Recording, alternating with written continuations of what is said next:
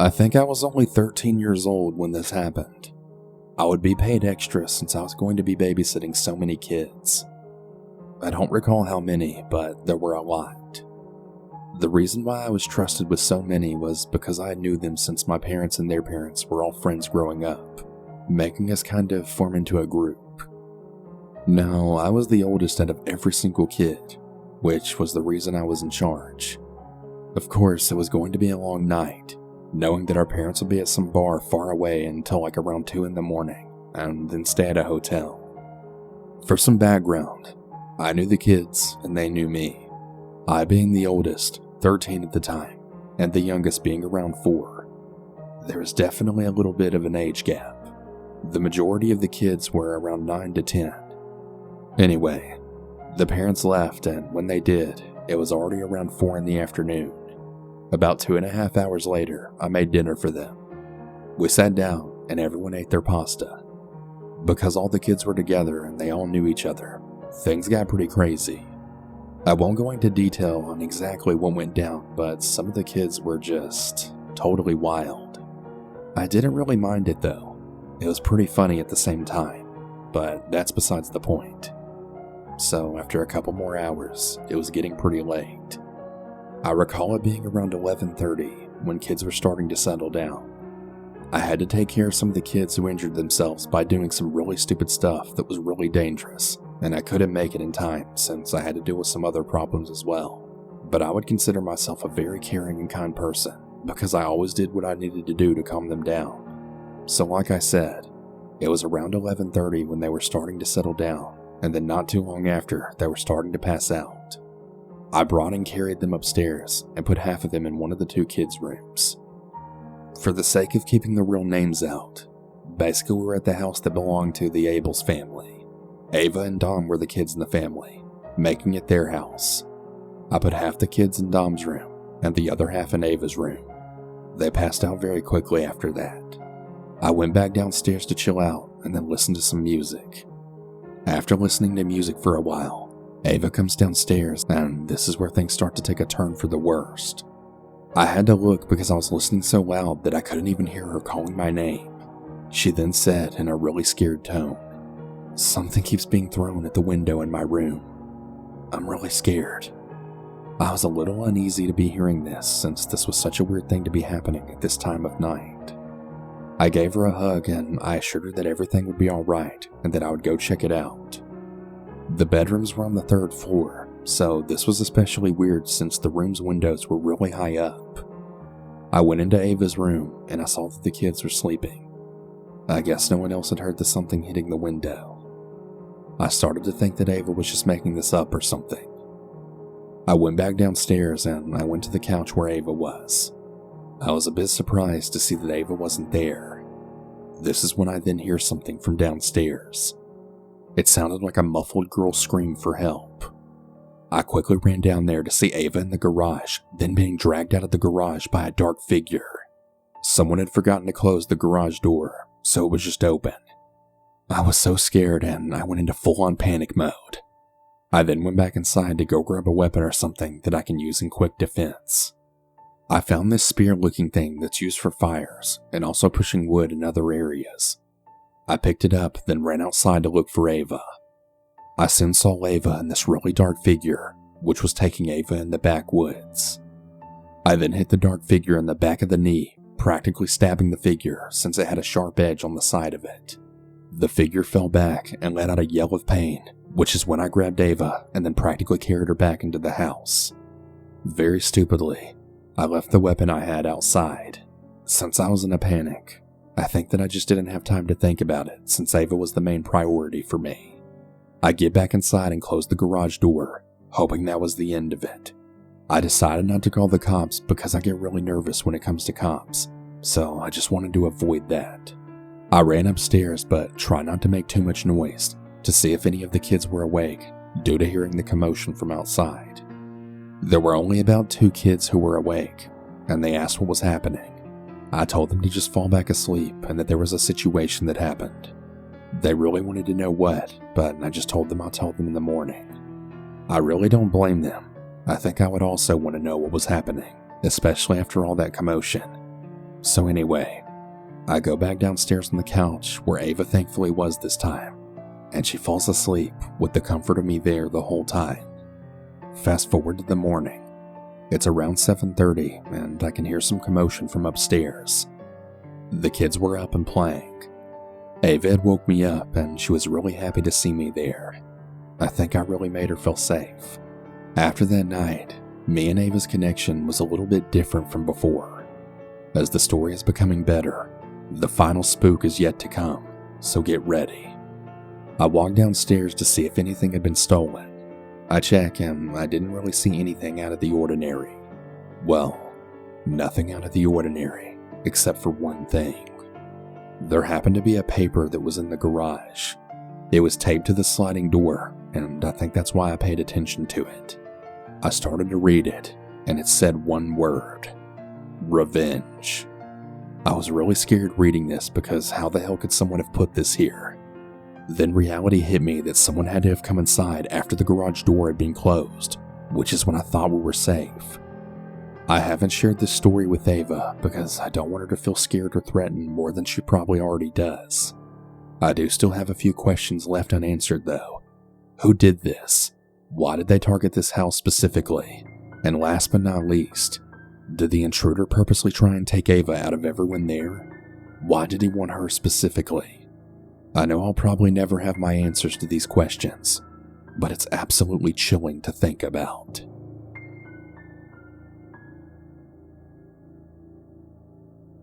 I've had a lot of scary experiences, but I really think this one's the scariest. It was October 2015 and my sister was giving birth and I was babysitting her son who was 9 at the time. The second night I was there, this happened. I'd put my nephew to bed in his room and then the dog in his cage in my sister's room, which I have to get past to get to his room. I then go downstairs and I get on YouTube on my computer. Well, about an hour later, I hear a door slam. I just assume it's my nephew going to the bathroom. I then hear another slam. I assume it's just him wanting privacy, and I then hear a third door slam yet again. I don't know how to explain it, but I kinda just knew that it wasn't my nephew. I kept hearing things being moved around, kinda like a dresser being moved across the floor. I then start to remember that this house was built not as a regular house back in the day. The attic is apparently connected to the house next door. All you have to do is go up the attic, walk a little, then lift the top and climb down the ladder. I had no choice but to go check on my nephew. I'm still hearing noises as I go up. I hear the dog in his cage going absolutely crazy, like he was trying to get out or something. I walk halfway up the stairs, then all of the noise just stops. I look in his room and he's sleeping with his door open. There was no way in hell I was going to walk past that pitch black room. In my mind, as long as he was safe, that's all that mattered. I then walk back downstairs. As soon as I walk back downstairs, I then hear footsteps running, followed by a door slam. Well, the next day I decide to tell my sister and brother-in-law. After I told them, what they said next to me chilled me to my core. Without any concern in the world, they went on to tell me that it was the spirit of our dead neighbor. Now, you're probably thinking, why didn't I just call the cops already? Well, I wasn't really thinking straight at the time. I was just way too scared, and I guess now it's a good thing that I didn't. A few weeks later, my mom had told my oldest niece, who was 16 at the time. She said that whenever she was in there, she always felt the feeling of being watched. To this day, I still don't know if I believe it was a ghost, or maybe an actual living intruder.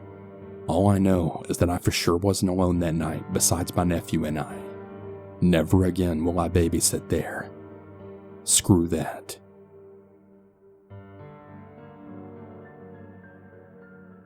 I'm a female, and I'm 15 years old. This all started a couple months back when I got my very first job as a babysitter. I babysit on Sundays, Mondays, and Tuesdays. Keep that in mind. The people I babysit for don't even live that far away from my house. Their house is like a block away from me. So by now you've probably guessed that I walk to work. Now, I've always been a very cautious person, and also a paranoid one, so keep that in mind too. The first time it happened was after a month of doing my job. One day I got done babysitting and I just walked to my friend's house that's a couple of blocks away from their house. So as I'm walking there, I hear someone behind me. I should also mention that I was Snapchatting my friend to let her know how far away from the house I was. Anyways, I hear someone behind me, so I turn around and see this guy on a bike right behind me. I didn't think too much about it, but I was keeping him in mind. I don't pay much attention to him and I keep Snapchatting, just in case he tries something. I then turn to the left, and so does he. At this point, I'm really aware now of what this guy's doing. I'm pretty sure he's following me. The guy looked tall as hell, and I'm only 5'5". So again, I make a turn, and so does he. By now, I'm getting pretty panicked, and I'm very much aware that this guy is following me. Anytime I slowed down, so would he. If I sped up, again, so did he. My friend's house comes into view, and I speed walk over there with him telling me. I reach her front door, and I start knocking, and then I hear someone say, "Hey, you better watch out. I'll get you."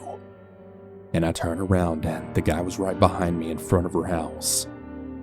By this point, I'm very panicked, but I just keep knocking, and before she answers, this guy then pulls something out.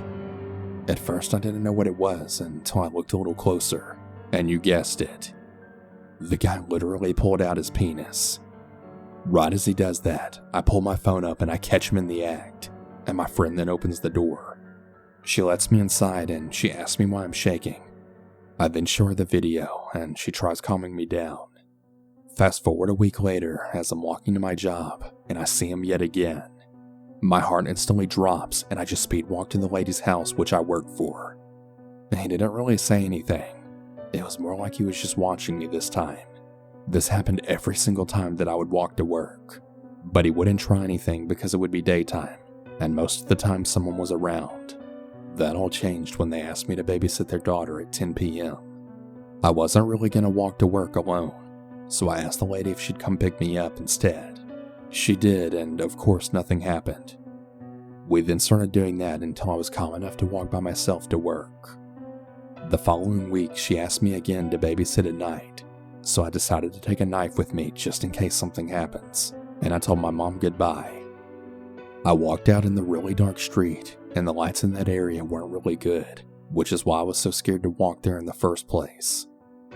But anyways, I was walking to work, and I then hear a crunch behind me. My body then immediately tenses up. I knew someone was there, but I really dreaded thinking it was him. I decide not to look back, but instead just speed walk again. For a few minutes I didn't even hear anything, but I then turn around, and there he fucking is.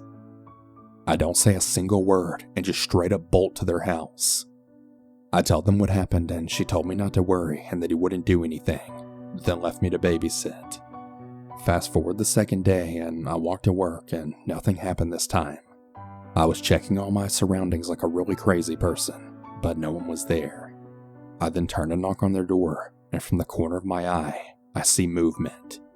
I look and this guy's leaning out from behind trash cans, and I barely caught him.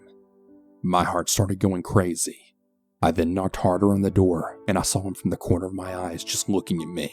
He probably didn't even know I saw him, but I did. Fast forward the next day, and the walk to work wasn't really that much. I didn't see him, but the walk back, that's a different story. I was walking back, and I think it was about 12 a.m. I texted my mom that I was on my way home, and she told me to stop by the store. Now, this store is like right across from our house, so it wasn't really a big deal. This weird creep follows me, all the while making kids noises and saying really weird things like "I love you" over and over again. I just walk to the store, and this guy literally stands right in front of the store. I get very angry at this point, and I tell the cashier what's going on. He then looks at the guy for a minute and then tells him to leave. He says he wants to buy something, but the guy just tells him to leave. Well, he doesn't leave and he just keeps on standing there. So I then say to him, "Why are you following me?" He then says back, "I'm not following you." And I said, "Yeah, sure you're not." And I just stand in line and get my stuff and then walk out the door. The guy has the audacity to continue following me, all while making kissing sounds and then repeatedly saying, I love you. I'd die for you. I was just so fucking mad at this point that I snapped back and say, Look, fuck off, you creep. Leave me the fuck alone already, with a very angry tone. This doesn't even have an effect on this guy, and he just keeps repeating the same shit.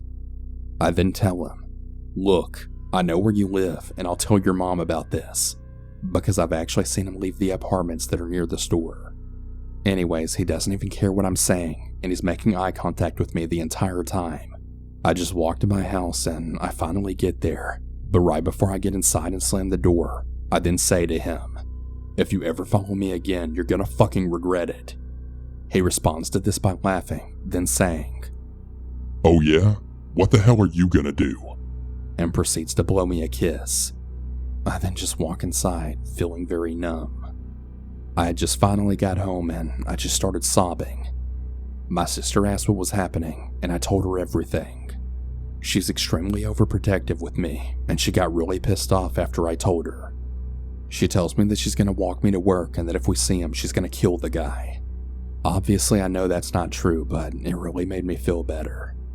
All of this happened last week, and today in a couple of hours, I have to babysit again.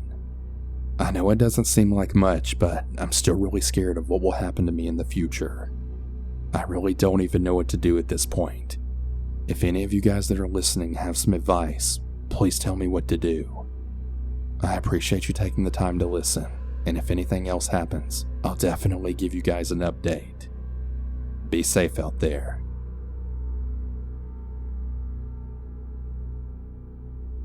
When I was about 16, I was babysitting for a family friend. I took the girl Maddie outside to play on the swing set in the backyard, and it was getting pretty dark, around 8 or 8:30. I started to get a really weird feeling, like we were being watched. I looked around and I didn't see anyone, but I was still kind of freaked out, so I took her inside since she had to go to bed soon anyway. I put her to sleep at around 9, and I started watching TV in the living room. About 10 minutes later, I then hear rustling outside the house. I very stupidly go to check it out, but I don't see anything, so I just assume it was an animal and then go back inside. Well, about 20 minutes later, I hear footsteps from Maddie's room, so I decide to go upstairs to put her back to bed. I open her door and I see that she's still fast asleep in her bed. Now, it's really dark in the room, but I can also see some things because of the light from the window. I then look in the corner to see this shadowy silhouette kneeling in the corner. I immediately turn on the light to see an actual man there. He then tries to run out the door, but I kick him in the nuts. I call the police, and it turns out that the man had actually been living in the basement for about 6 months, going in and out through a hole inside of the house, and had apparently been watching the family while they were outside and also while they were sleeping. Yeah, I haven't babysat since.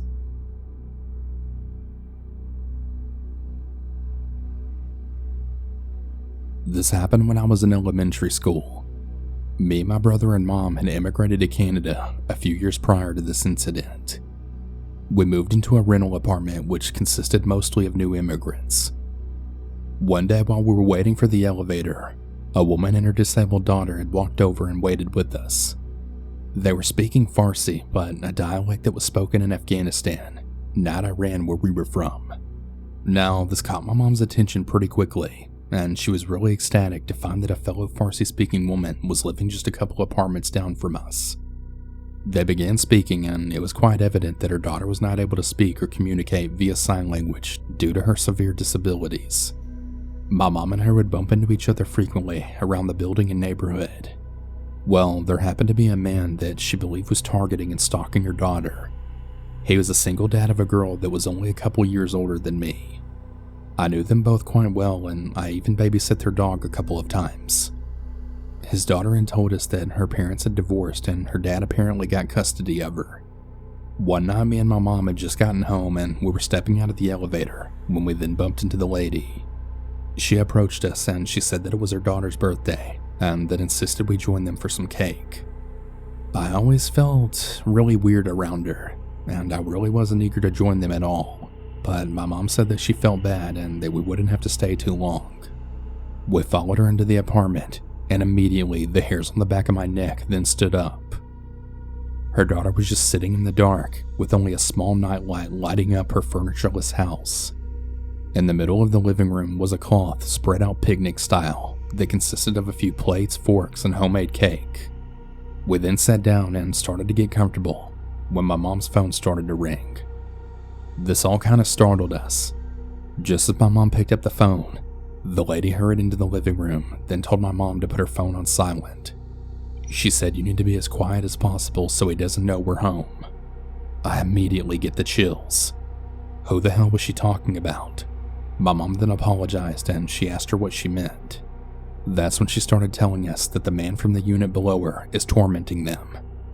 She went on and on about how he hits the ceiling with a broom on all hours of the night to let them know that he knew they were home, and that apparently one time her daughter was lured into the balcony by him and was being persuaded by him to jump. She said that he would knock on their door in the middle of the night and then whisper the devil's prophecies through her door. My mom then asked her why she never reported this, and the lady said she was scared he would find out and then kill them. She said they don't turn on the lights, they don't own a TV, and she never makes a single noise, only whispers when home. We ate the cake, thanked her for inviting us, and got up to leave. She tiptoed to her door and motioned with her hand to stay out of the view of the door, which we did. She slowly opened the door, then peeked outside looking left to right, turned to us, and said we were okay to go. As soon as we got home, I told my mom that there was no way that what she was saying was true, because I knew the people that lived in that unit. My mom just said it's best to not get involved and just forget about it. Weeks go by and we don't see her or her daughter. One morning when I was leaving our building to go to school, I had noticed there were letters taped into the walls of the lobby. They were kind of scattered, but I was a kid and I thought that they were letters put there by the building management. I opened the lobby doors and that's when I saw the letter taped to the building's intercom. The letter was written by the lady explaining how terrified she was for her and her daughter's life and how no one's done anything to help her with the situation despite numerous attempts. She then went on about the same exact thing she had said to us. The very last paragraph sent chills down my spine. She claimed that she was raped and impregnated by a demon in her sleep, and that now he's found her and her daughter and is apparently possessed by this man. She then said if something happens to either of them, we should find ourselves responsible. I ended up asking the girl and her dad what that was all about, and her dad claimed to have only ever seen her twice. Both times of which he hadn't even made eye contact with her because she was apparently talking to herself and he was really creeped out. He said that she would slide notes under his door with what he later found out to be Arabic writing. He said that he had showed it to one of his Arabic friends, who confirmed that there were verses from the Quran that's used by Muslims to protect themselves from evil. He said that he had no idea it was her doing this until the letters started being plastered all around the building on every floor.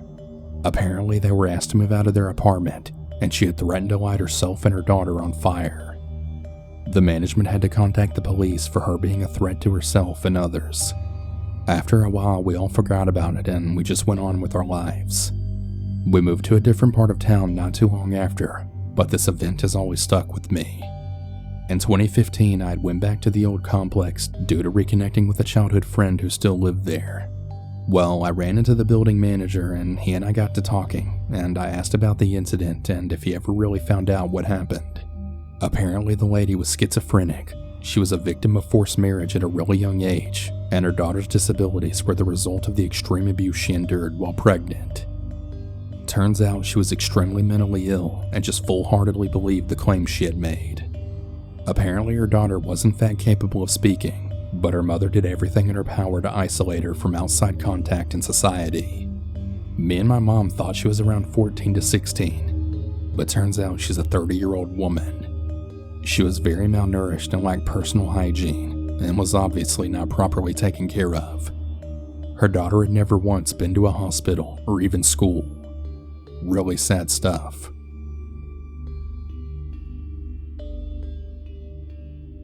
I'm now a 32-year-old female, and at the time, this story took place when I was 13 years old. One night I was staying over at my friend's house, who, for the sake of this story, we'll call Kate. She lived in a really sketchy neighborhood that was just a few miles from our middle school. Her mom was a single mom and she was working late, so we kinda had the whole place to ourselves. Her mom had left the house full of junk food and she would let us rent movies on demand as much as we wanted. Since it was still bright out, we decided to go for a walk down by the pond and park area just a couple blocks away from her house. As we were heading back to her house, just about 1 or 2 houses away, a car then approached us from behind. Now, I didn't recognize this person, but my friend Kate did. She said that it was her next door neighbor, Andy. Andy, if I can recall, looked to be much older, maybe in his early 50s. I remember him having a kind of grayish beard and he wore a baseball cap. He slowed his car down and he had asked what we were up to for the evening. Kay told him that her friend and her were having a sleepover and were probably going to prank call a few kids from our school and also stay up late watching scary movies. Andy just chuckled and smiled at the both of us, but even as a 13-year-old girl, I didn't really like the way he had smiled at us. I don't know this stranger, and I was really surprised my friend had even given this much information, but maybe she knew him a lot better. Andy then told us in a really low voice, Well, Kate, I see your mom's car isn't in the driveway, so I'm assuming she's working late again, huh? Kate had then said in her usual friendly but completely oblivious tone, Yep, she has the late night shift again, so we get the house all to ourselves tonight. Andy returned that same creepy smile, then said, Alright, well, you girls have fun at your little sleepover, and don't get into too much trouble tonight. And then with that, he slowly drove past us and then pulled his car into his driveway.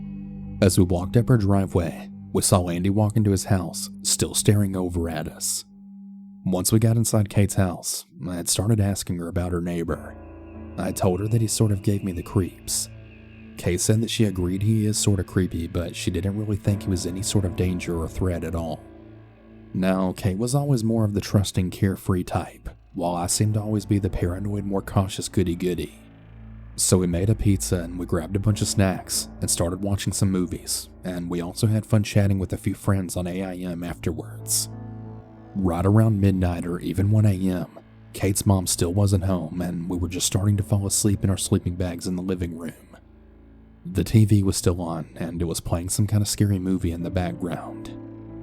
Suddenly, Kate had clicked the TV on mute, then lowered her voice. She then said to me, I think I saw the motion detection light go off and on in her backyard. She then quietly got up to peek out the window overlooking their backyard. I very slowly tiptoed over to her and asked if she saw anything. She didn't see anything, but not too long afterwards, we then saw the light turn on. We really tried our best, but we couldn't really see anything outside. Kate decided to go into their basement and see if she could get a better look through the window down there. We crept down to the basement stairs, being very careful not to trip in the dark. We also didn't want to turn on the lights just in case whatever was out there would see us. I don't know why Kate was suddenly taking this so seriously since she was usually the more laid-back friend, but maybe we were just both being super paranoid from all the scary movies we were watching. I don't know. There was a very large window next to a door on the far side of the basement. The motion detection light turned on yet again, spilling in through the window so that we could see a little in the small basement. Suddenly we heard the door that was leading out to the backyard in the basement start to rattle. We both jumped and screamed. The window on the door was covered by a set of blinds, so we couldn't see who was on the other side, but we knew someone was definitely trying to open the door. Fortunately for us, it was locked with a deadbolt, but nonetheless, we were still scared shitless. Kay grabbed a baseball bat lying on top of a sofa and began edging towards the door.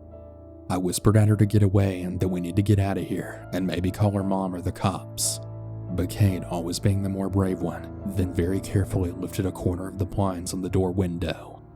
Whoever was on the other side was still trying to get the door to open. Kate lifted the blinds, and lo and behold, it was her neighbor Andy. Kate and I both screamed. Andy just held his hands up in the air and then shouted, Whoa, it's okay, girls, I'm not going to hurt you. I just wanted to see if you're alright. It's really late, and I thought I saw someone running in your yard. Kate and I both looked at each other and then at Andy. There was something so sick and menacing in his eyes, and we both just knew that he was definitely lying, and he was the one trying to break into Kate's house. Kate shouted back at him that he better get the hell out of here or she's going to call the police. Andy just sort of blinked at us and repeated he just wanted to check on us because he knew we were home alone. He grabbed the doorknob again and asked us to unlock the deadbolt. I pulled Kay by the arm and told her to call 911 immediately. I screamed that we were calling the police right now and he better get the hell out of here. Andy just kind of glared at us and then backed away from the door. He quickly looked to the right, then turned and ran to his backyard.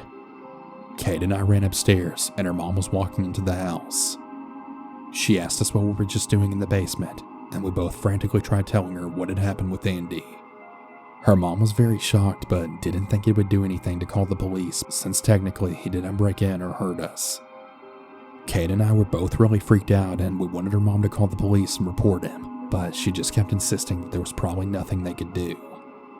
Very fortunately, I didn't have any more encounters with Andy the few more times I'd go over to Kate's house, and not too long after, her and her mom moved away.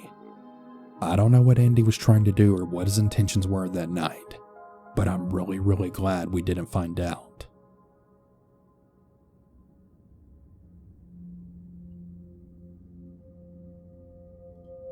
Hey everyone, I want to take a small break from the stories to talk about today's sponsor, Shudder. What's better on a chilly fall night than curling up in front of the TV for a really great scary movie?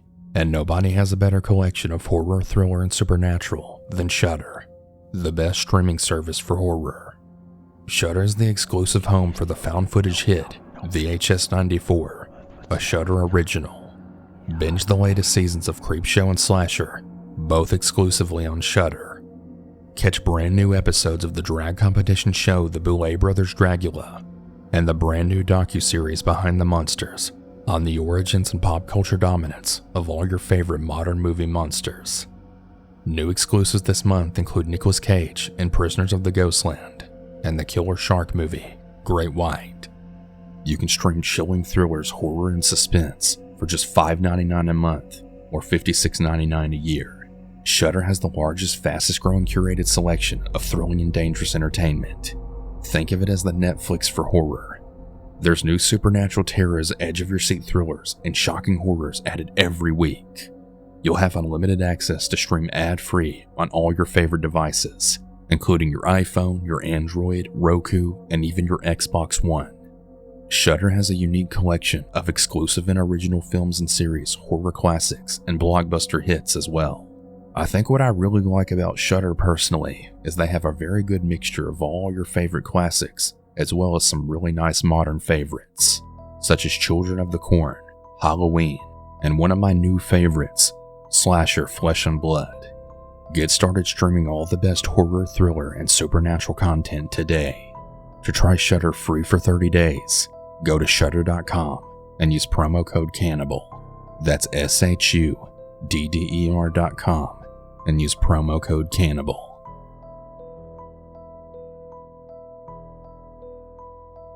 I'm not even quite sure where to begin, but I guess I'll start with giving some background info. I'm now a 25-year-old female, but when I first moved into my apartment, I was only 21 or 22 at the time.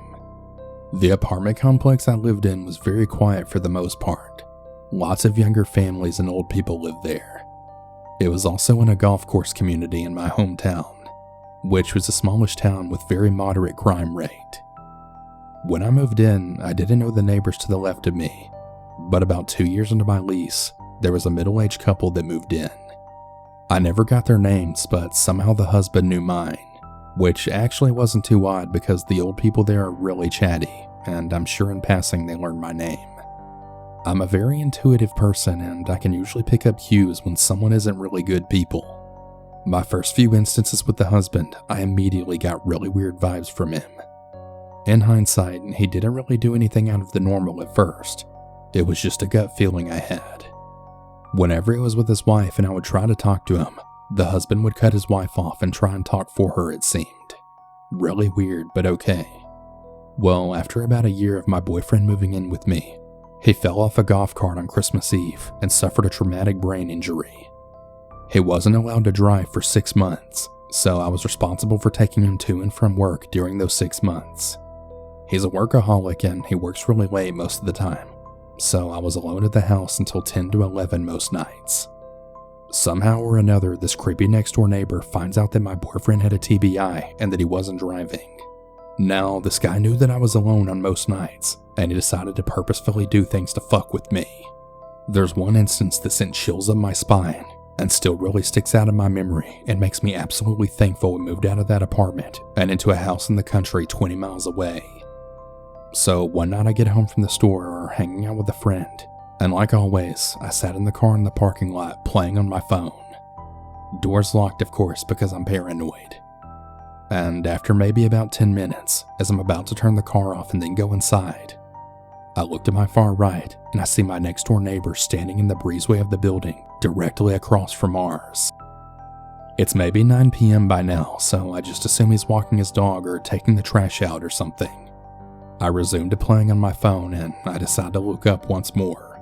He hasn't moved. He's standing in the breezeway with the light behind him, so I can just see a silhouette, but I just know for a fact it's him. I was always taught to stare back at the person who's making you feel uncomfortable, so either they break eye contact or speak the fuck up about what they're staring at you for. So I'm staring back at him, and he just backs up further into the breezeway out of my sight.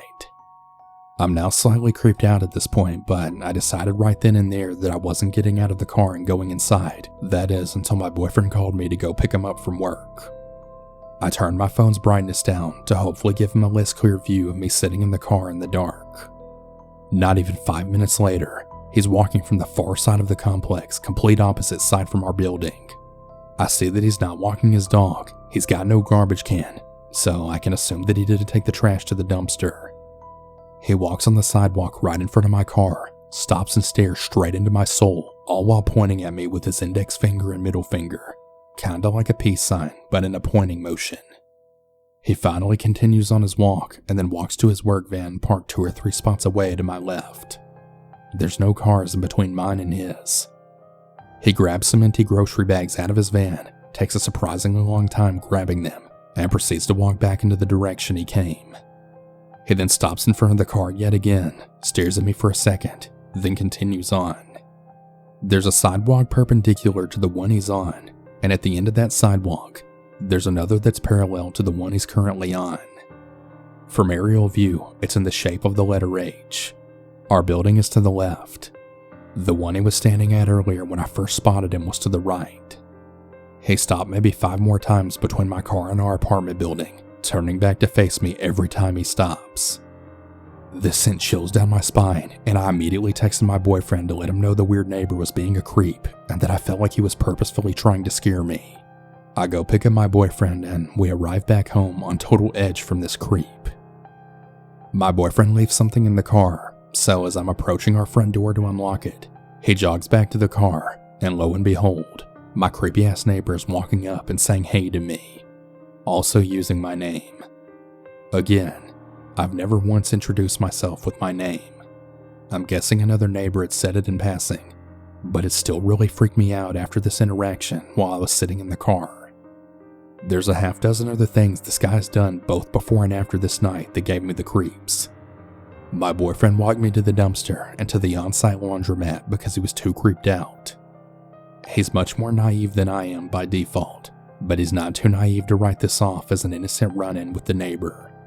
As I'm writing this, I feel like I can't even paint the picture of just how fucking creepy it really was. I mean, maybe I really was overreacting, but my gut at the time was telling me something was off, and I listened.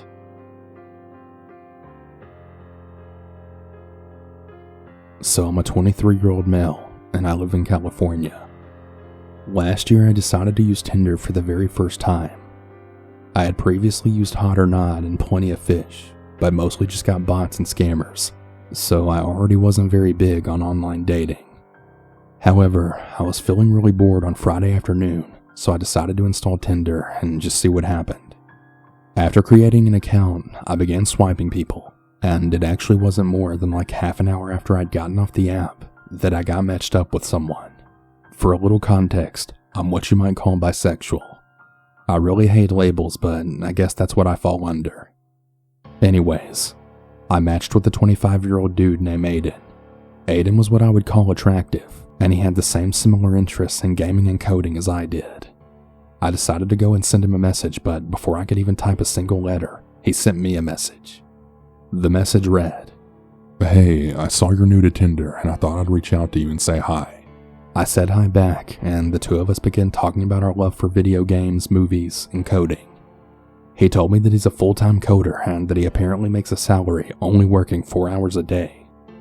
He asked if I'd be down to come chill with them.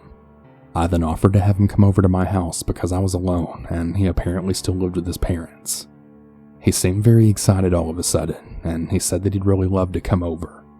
We agreed on him coming over in an hour so that I could tidy up my room and also get my PC ready for gaming. After about an hour or so, I had sent him my address and he said he was on his way.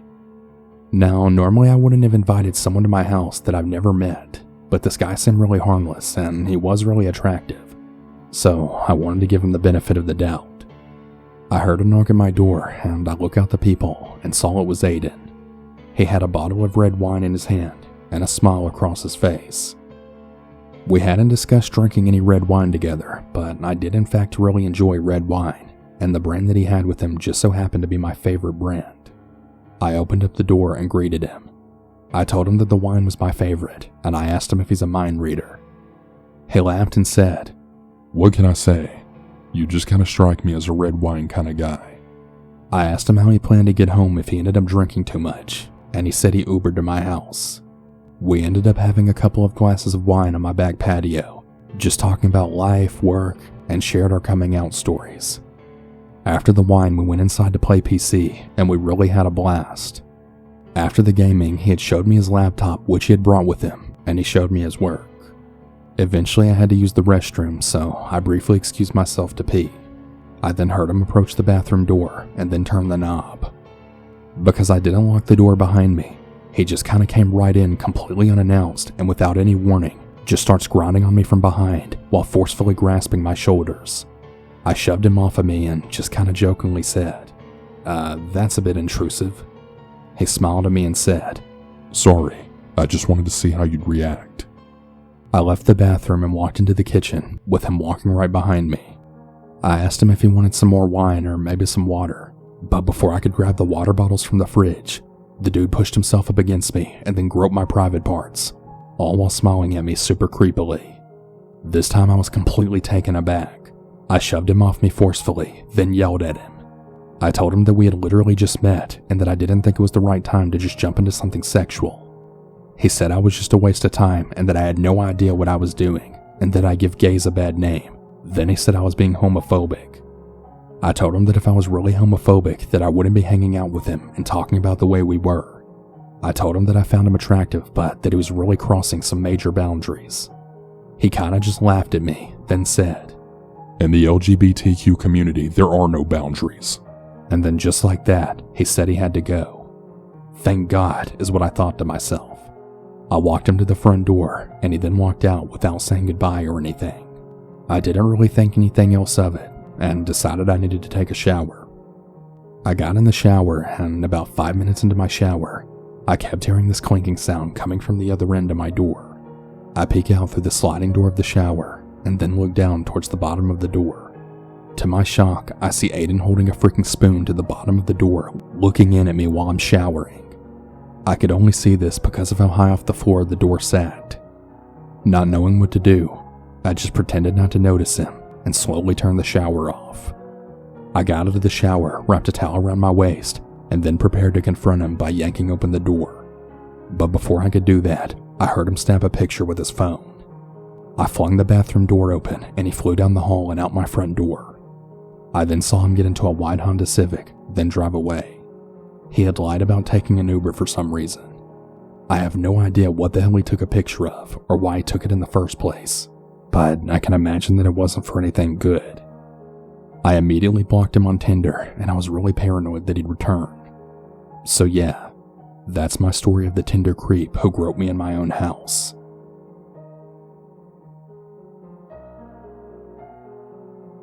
So this happened when I was in my early 20s. I was on Plenty of Fish looking to meet a nice guy. I had a few conversations going with some people, but they quickly became lewd, then aggressive when I expressed my lack of interest in hookups. There was one guy who was maybe about 5 years older than me that had messaged me, and he was the only one that didn't act like the others had. We had pretty normal conversation, and I thought what the heck when he wanted to meet up. I was in the Navy at the time, and it turned out he was as well. On the same base even. I lived off base, mind you. He claimed to be a martial arts instructor that taught classes at the gym by the barracks. He seemed really nice and all, so we set up the date, but something about him had really bothered me. I'm used to making people laugh and joking around since I'm sort of a class clown, but with this guy, I got nothing. He would never respond when I made a joke, just would carry on what we were talking about before. He seemed almost too serious. I chose to ignore it. Anyway, the night before I was to meet him, I had got a really strange phone call from an unknown number, like one of those numbers that says unknown or blocked or something so you can't call them back. I wasn't going to answer it, but I'm really glad I changed my mind that night. The person on the other end of the phone had sounded like a female and a little frantic. She said, "Hello, is this?" Says my name, and I paused. Who? I answered. She then said, "I know you have a date tomorrow with this guy from Plenty of Fish, but I'm telling you not to go. He's a rapist." I was honestly kind of startled that she knew my name and the guy's name, and I then responded with, "What the fuck? Who the fuck are you?" And she pleaded for me to hear her out. She said she was an IT for the Navy, which is how she was able to hack his account and find our messages to each other, including my phone number. She used my phone number to look me up in the base directory or something. Then she found my name and address, or so she claims. That really freaked me out. She then goes on to tell me that he had apparently lured her out somewhere private to then rape her after meeting her on Plenty of Fish. I asked her if she reported it, but she said no because nobody would believe her since her rank was low. I didn't know if this was some psycho ex or if this was even real or not, but I really wanted nothing to do with it.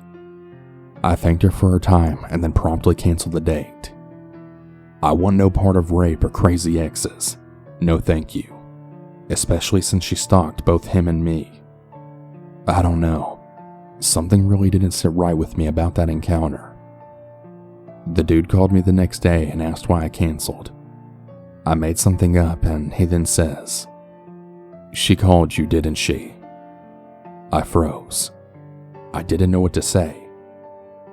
He then ends the phone call with, "I thought so," then hangs up. I blocked his number right after that.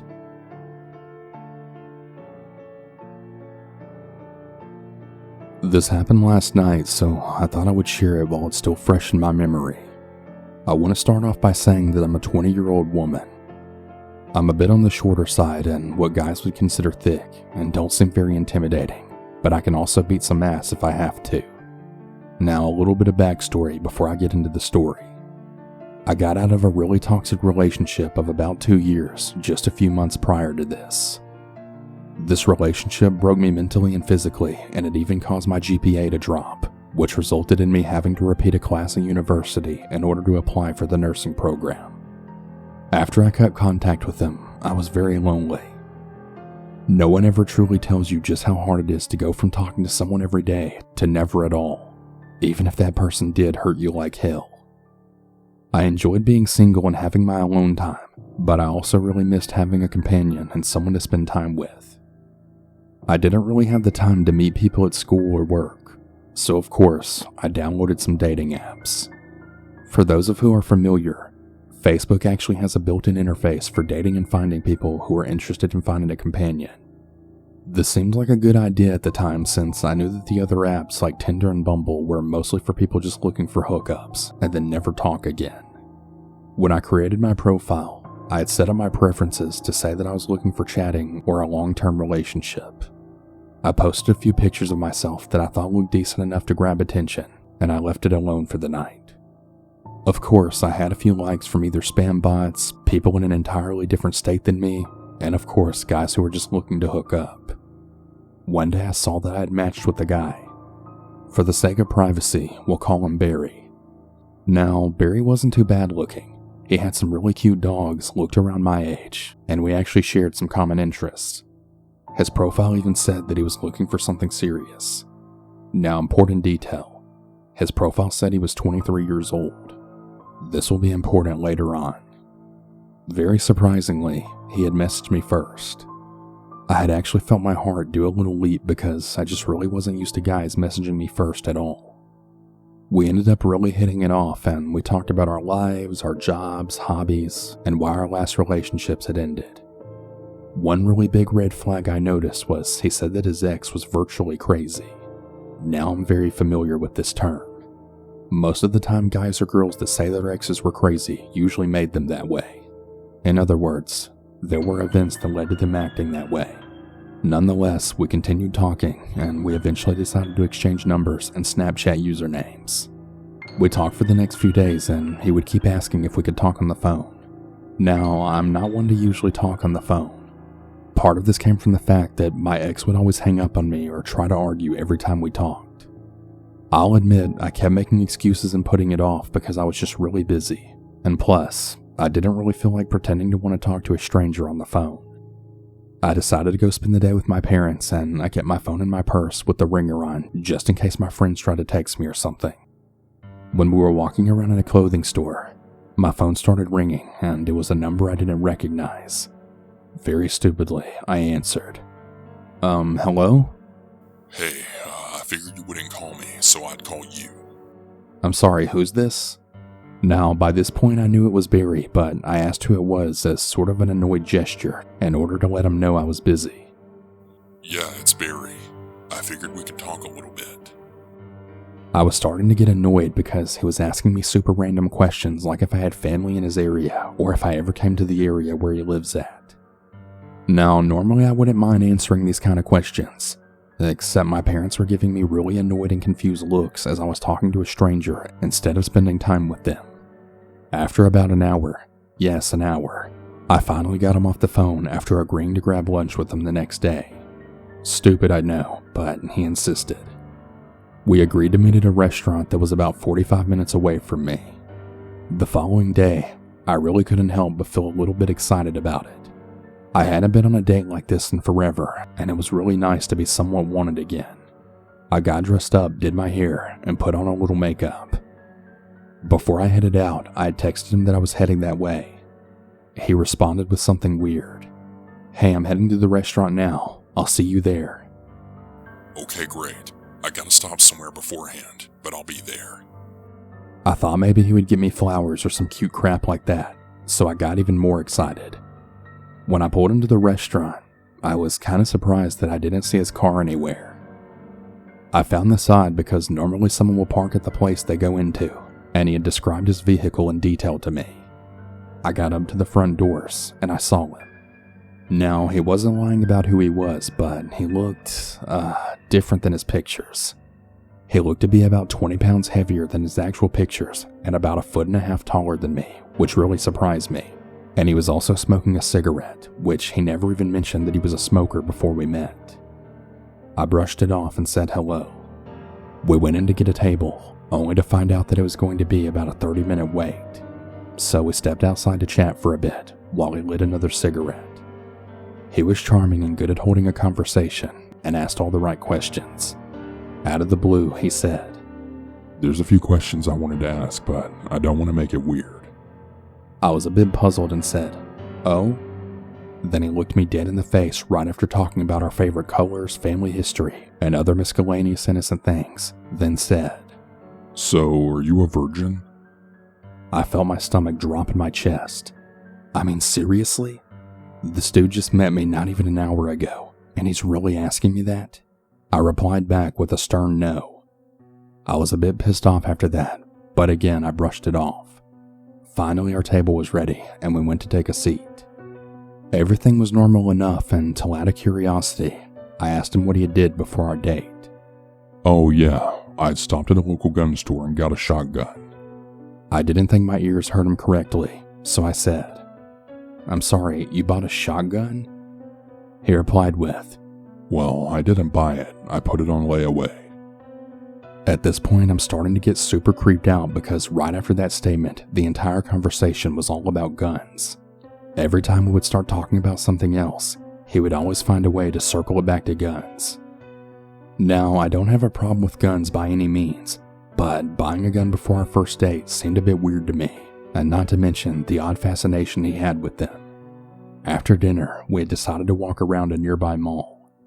Now, I was really stupid and I didn't want to waste my gas, and since it was only a few minutes down the road, I decided to ride with him. We started walking to his car only to find out that he had parked in an entirely different parking spot than the restaurant. That was also weird to me. Now here's where it started to get scary. Once again, I have no problems with guns, but right as we're walking, I can see a handgun tucked in his pants. No holster, no clip, nothing.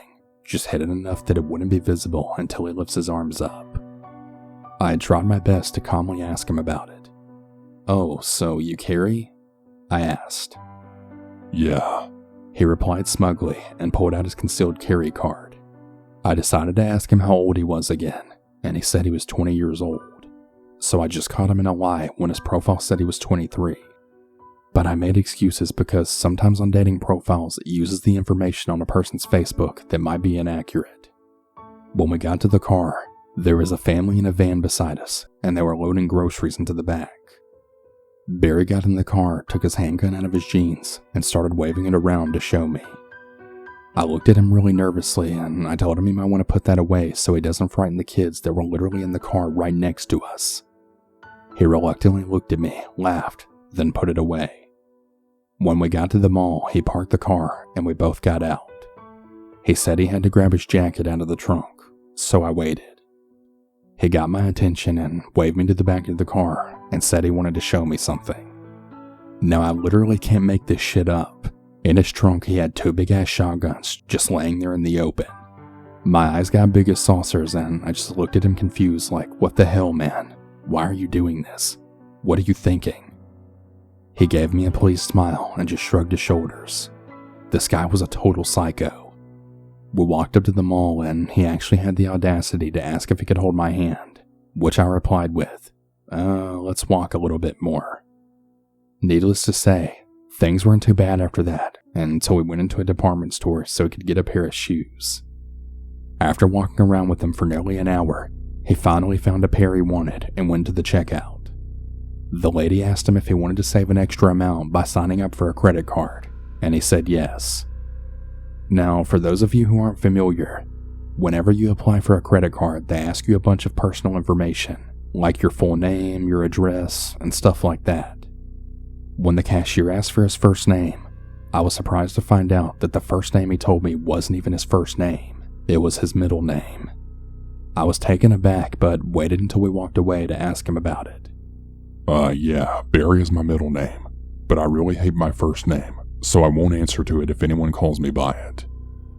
I was honestly terrified at this point, after all these little lies were really starting to make me feel really uncomfortable and betrayed, since I had told him the truth about my name and age. After we left that store, we passed a candy shop. I have a huge sweet tooth, and I'm a bit of a kid at heart, despite being a grown woman. I looked excited and I thought about entering the store when he looked me up and down and then said, "Sometimes it's better not to give in to temptation." What the fuck? I know this guy didn't just say that to me, considering he wasn't even skinny himself. I rolled my eyes at him and walked away. Any other store I wanted to look at, he just kind of frowned and shrugged his shoulders, and I just kept walking. So basically the night was all about what he wanted to do. After walking for about 2 hours, he said he wanted to see a movie. There was a pretty cool movie theater nearby, and a really great movie that sounded genuinely interesting, so I thought why not. When I got inside, I told him I was going to run to the bathroom. I finished doing my business and walked back out only to find out that he bought tickets for an entirely different movie. I was really pissed, but again, I just brushed it off. We sat down and I told him I was going to grab snacks, despite him making a comment that we should wait a little longer. I ignored him and I went to pay for my own drink and candy, which by the way was really well deserved after putting up with this douchebag all night. The movie was actually good and he didn't even try any funny business. Partly because I think he noticed I was pissed off at him and knew I would probably push him away if he did. When the movie had ended, he didn't say a word, no comment about the movie or anything. I was just disgusted at this point because things had gone south real quick. I also checked my phone to see 5 missed calls from my mom and also a few texts from my close friend who was worried because I told her the day wasn't going so well. I let them know I was okay, and we got in the car and he took me back to my car at the restaurant. When we pulled up to my car, he sat there and looked like he was almost expecting a kiss or something. But I was beyond doing anything than other getting my ass in my car and going straight home. Remember when his profile said he was looking for a long-term relationship? Yeah, this is how the conversation went. So I'm just gonna be upfront with you. I'm not really looking for anything serious right now. I was so annoyed at this point that I actually just fake smiled at him, then said, "You know what? Me neither. I don't have time for a relationship." This wasn't entirely a lie since I do work and go to school full time. I told him to have a good night, thanked him for dinner and the movie, got in my car, and then left. You best believe I called my best friend and filled her in on everything that happened that night. I guess looking back, I guess I didn't realize that I could have been in a potentially seriously dangerous situation. Needless to say, unless I've been talking to someone for several weeks and I feel 100% comfortable, I will never let another guy pressure me into going on a date. This experience definitely didn't help my outlook on guys any. I don't think that all the men just want to hook up, but maybe all the good guys are taken by now, or just busy working on themselves. I haven't given up on love, but I'm definitely focusing on myself before I ever put myself in a situation like that ever again.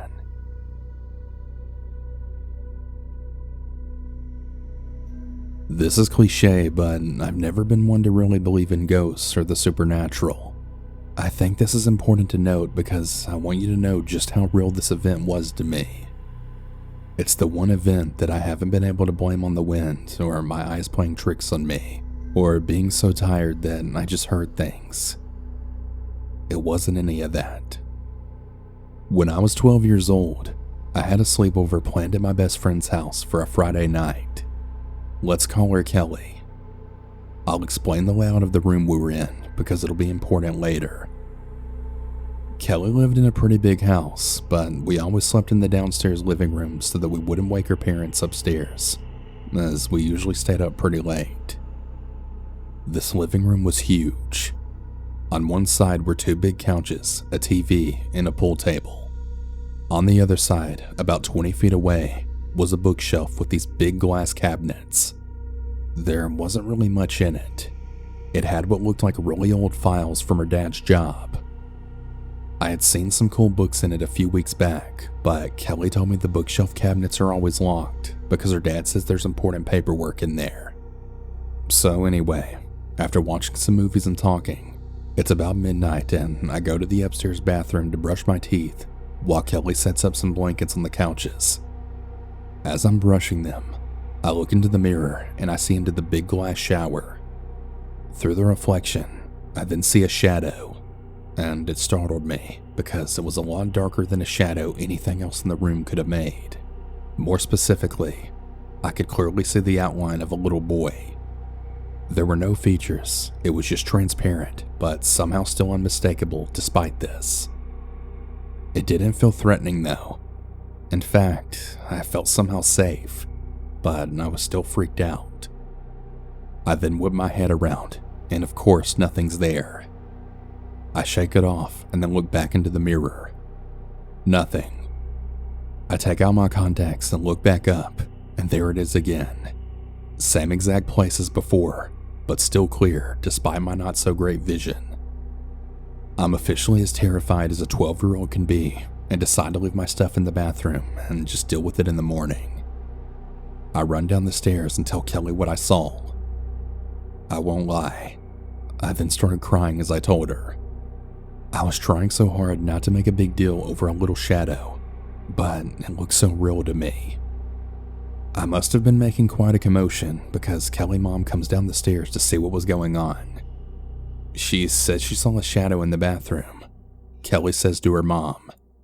Without missing a beat, Kelly's mom looks at me with a distant look in her eyes. "In the shower?" she says. I nod. Did it look like a boy? We both say in unison. My face is white, and her mom then says, I've seen it before as well. Nothing to worry about. And she just goes upstairs. She doesn't try to comfort me. She just goes upstairs as quickly as she came down. Well, needless to say, I couldn't really sleep that night. I must have dozed off sometime around 2 a.m. because at 3 a.m. I then awoke to a loud banging noise. It sounded like it came from right next to me. I didn't have the courage to investigate, so I got fully under my blanket and then went back to bed. I woke up the next morning before Kelly and looked down next to me, almost completely forgetting what had happened the night before. Now, on the floor by my head was a really huge photo album, just laying there, open. I look over at the bookshelf, and the cabinets are now wide open. I guess they weren't always locked like Kelly said. The album was opened up to a page with a single photo on it. That of a little boy looking really happy and sitting on a set of swings. It hadn't clicked for me yet. At breakfast, I told Kelly's mom, and she said she was certain that there was no way that album could have fallen 20 feet over to me in the middle of the night. She looks at the photo, and her face goes white. Who is that? I ask. Kelly's mom then softly says, That's my brother. He died when he was 6.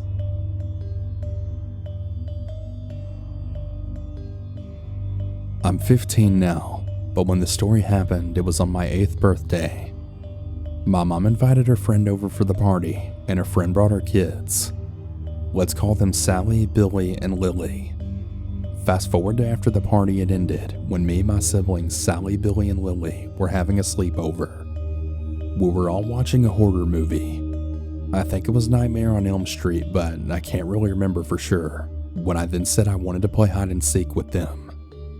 Apparently everyone else was just as bored as I was with the movie, because they all jumped up at the idea and we played rock, paper, scissors to see who would be the seeker. My oldest brother Charlie ended up being the seeker, and he went down the hall to go count in the bathroom. To understand this story fully, I'll explain how the house was built. When you walk into the house through the front door, you immediately see the first stairway to your left. Once you go up the stairs, to your right on your left is the room where we were watching the movie in, which was my brother Justin's room, and my sister Charlene's room was straight forward.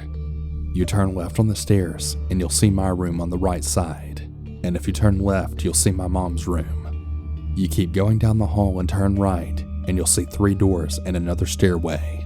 If you go straight, you'll reach the lining closet and the stairway is left of it. You go back and turn left, you'll see 2 doors. One to the left, and one straight ahead. The one to the left was Charlie's room, and the door straight ahead was the bathroom he was counting in. Now going backstairs to the front door past the stairway, you can either go straight or left.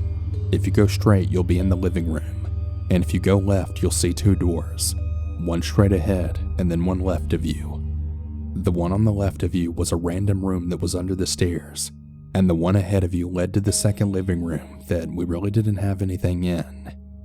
If you keep going, there's a doorway to your left that leads to the dining room. Once you're in the dining room, there's a door to your left, which is the side door that went outside, and the one to your right leads to the kitchen. If you go into the kitchen, you'll see 4 doorways.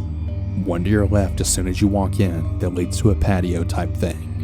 Turn right and walk to the farthest wall, and you'll reach the second bathroom. From the second bathroom, you go straight to the 3rd floor, which leads to the basement.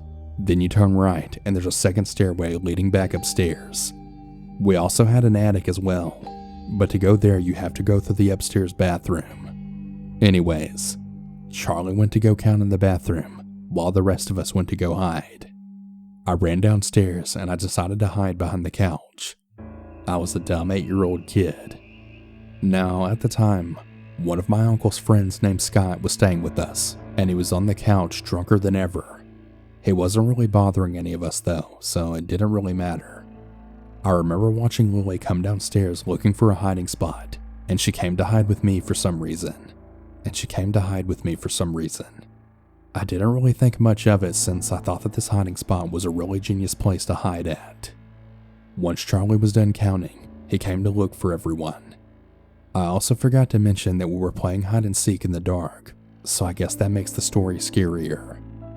Anyways, Charlie quickly started finding everyone, and I was still just squatting behind the couch with Lily, when all of a sudden Scott started laughing hysterically for some reason and then pointed at the ceiling. He then started saying something loudly. I can't really remember exactly what he said, but it was something along the lines of, "Oh, look at that. They're coming to get you. They're all coming to get you." I was confused and kind of scared all at the same time because of this, and I'm guessing Lily noticed because she put her hand on my shoulder, then saying, "You'll be okay, Sierra. It'll all be okay." I got even more scared hearing her talk because her voice sounded distorted. I don't know. I went to look back at her and asked what was wrong with her voice, but then saw her hand. Her hand looked really bony, and it was a pale color. This really concerned me because Lily at the time was a plus-size black girl. I looked at what I thought was her, but then seen something really horrific. I saw some kind of gremlin-looking thing with really big facial features. Its black eyes, ears, and mouth were giant and didn't look like they even fit on the thing's face properly. I screamed. I screamed so loud and then instantly jumped over the couch trying to get the fuck away from whatever that thing was. Obviously Charlie heard me and then came in the room watching as I ran back upstairs away from that thing. The thing literally chased me until I ran back into Justin's room, slamming the door shut. Everyone came back in the room and asked me what happened, and I told them what I had seen. According to Lily, she hadn't even gone into the living room at all for that round. She was with Charlene, hiding in the dining room under the table. And according to Charlie, he didn't see anything chasing me up the stairs. Justin all of a sudden started freaking out, and Charlie asked him what was wrong, and he then told everyone to look at my back. I tried looking at my back, and I had seen a lot of red on my salmon-colored shirt, wondering what it was. Charlie lifted up my shirt and seen 4 huge scratch marks going from my right shoulder to the left side of my back. It was weird because, at first, I didn't even feel the blood or scratches on my back, but then it started stinging really badly, and I started crying. Charlene then asked me if I still wanted to play hide and seek, but of course I didn't. I was way too scared, so I told them to just keep going without me, and that I'd just stay in the room we were in. Justin volunteered to stay there with me so that I wouldn't get scared again, and everyone else went to go play another round. Justin was about to bring me to the bathroom to clean the cuts out, until he stopped outside the bedroom door. By this time, everyone had already found a hiding spot, so when he told me someone was sticking their head out of Charlie's bedroom, it was a bit weird. I walked into the hallway and looked and seen the head going back into the room. The head was just pure white. It kind of looked like it was glowing. Also, the hallway light was on outside the bathroom for some reason, and that's why we were able to see it. From what my brother saw, he said it didn't have any facial features and it had a really narrow neck. It couldn't be any of us because no one in the house was tall and skinny like that thing was. As soon as I saw the thing, I then screamed again and ran back in the room. Once again, everyone came rushing back in, asking what happened. This time Justin told them and asked Charlie if it could have been him, but he said that he hadn't even gone in his room. Everyone then agreed that we'd all just stay in one room for the night and just continue watching movies until we fell asleep. Minus when my sister brought me to the bathroom to clean the blood off my back and then have me change the now blood-covered shirt I was wearing. It was hard to get sleep that night because of how much the scratches hurt, but eventually I did.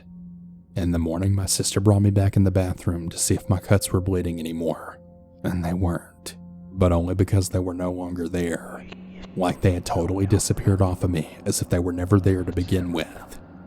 In conclusion, I'm so happy that I no longer live in that house. I moved out when I was going into the 5th grade, and gladly the house is now abandoned. I never did find out what the hell that thing was, and I don't know if I want to. But it's definitely one of the craziest and scariest things that's ever happened to me.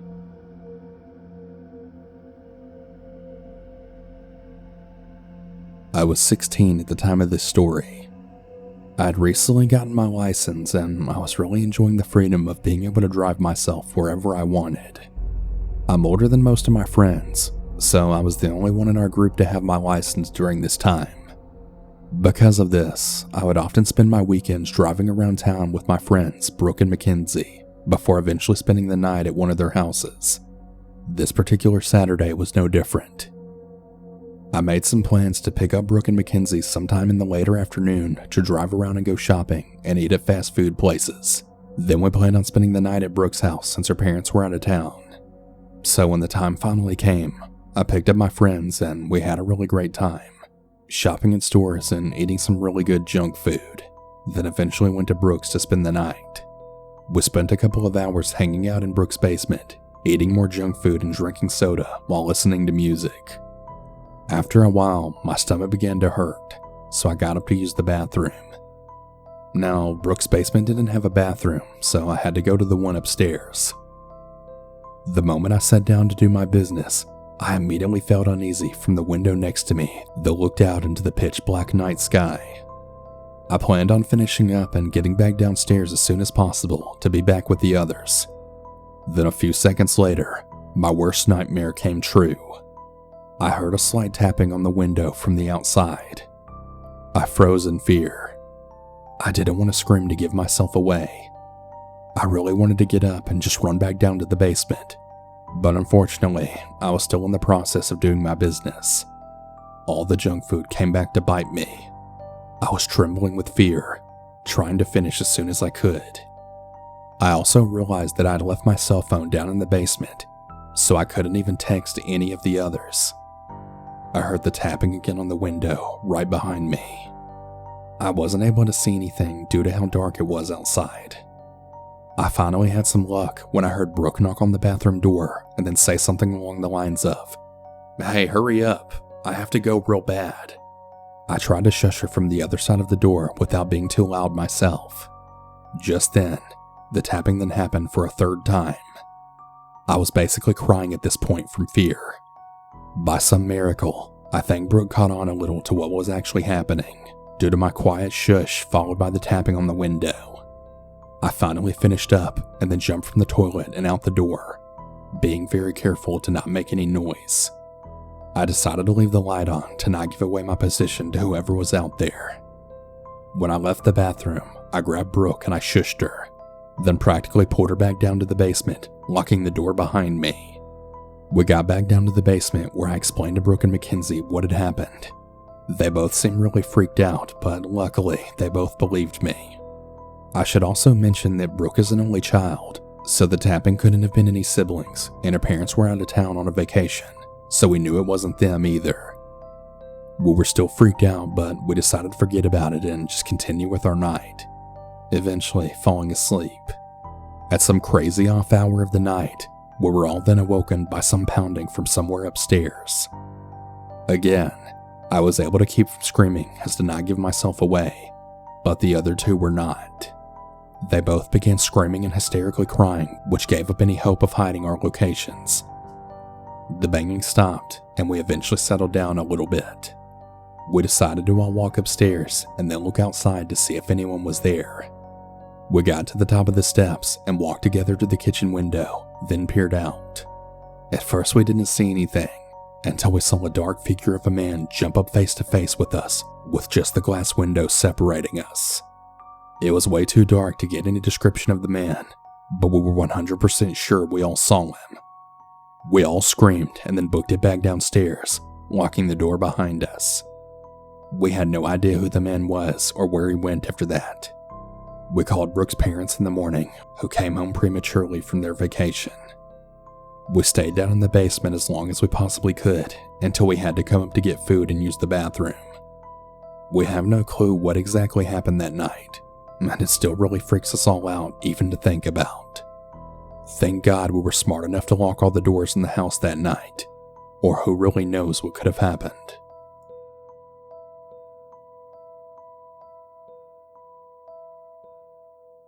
Last weekend, I went to have a sleepover at my best friend's house. He had an older brother and a younger brother. Both of his parents were home. For some context, his parents had a security system. It obviously wasn't a good one. I had also stuck a knife in my backpack. I'm a very paranoid person, so it made me feel better to have a weapon. I woke up around 2:30 a.m. to go use the bathroom, then went back to bed. About 30 minutes later, I woke up to my friend's mom then screaming. Both my friend and I then shot up at the same exact time. I grabbed my backpack and dug for the knife. I shushed my friend and then got up to lock the door. I stood at the door with my knife. I told my friend to grab his phone and call 911. My friend's bedroom was directly across from his younger brother's room. We then heard his little brother start to scream. When I came out of his room, I saw his dad and older brother beating the hell out of this man with a baseball bat. I then ran in the room and started helping them. The man had also brought a knife. Not too long after, the police arrived and they arrested the guy. They also brought in an ambulance. His little brother actually got stabbed a few times. It was crazy. My friend called me yesterday and he told me that his little brother's out at the hospital now and he's doing much better. His parents also thanked me profusely for my help. Ever since this happened, I've always made sure that my doors and windows are securely locked. They've already given the man a sentence. He was charged with breaking and entering and attempted murder. He was given 20 years. I'm honestly really worried that when he gets out, he's going to strike my friend's house or my house again. But I'm really hoping that doesn't happen.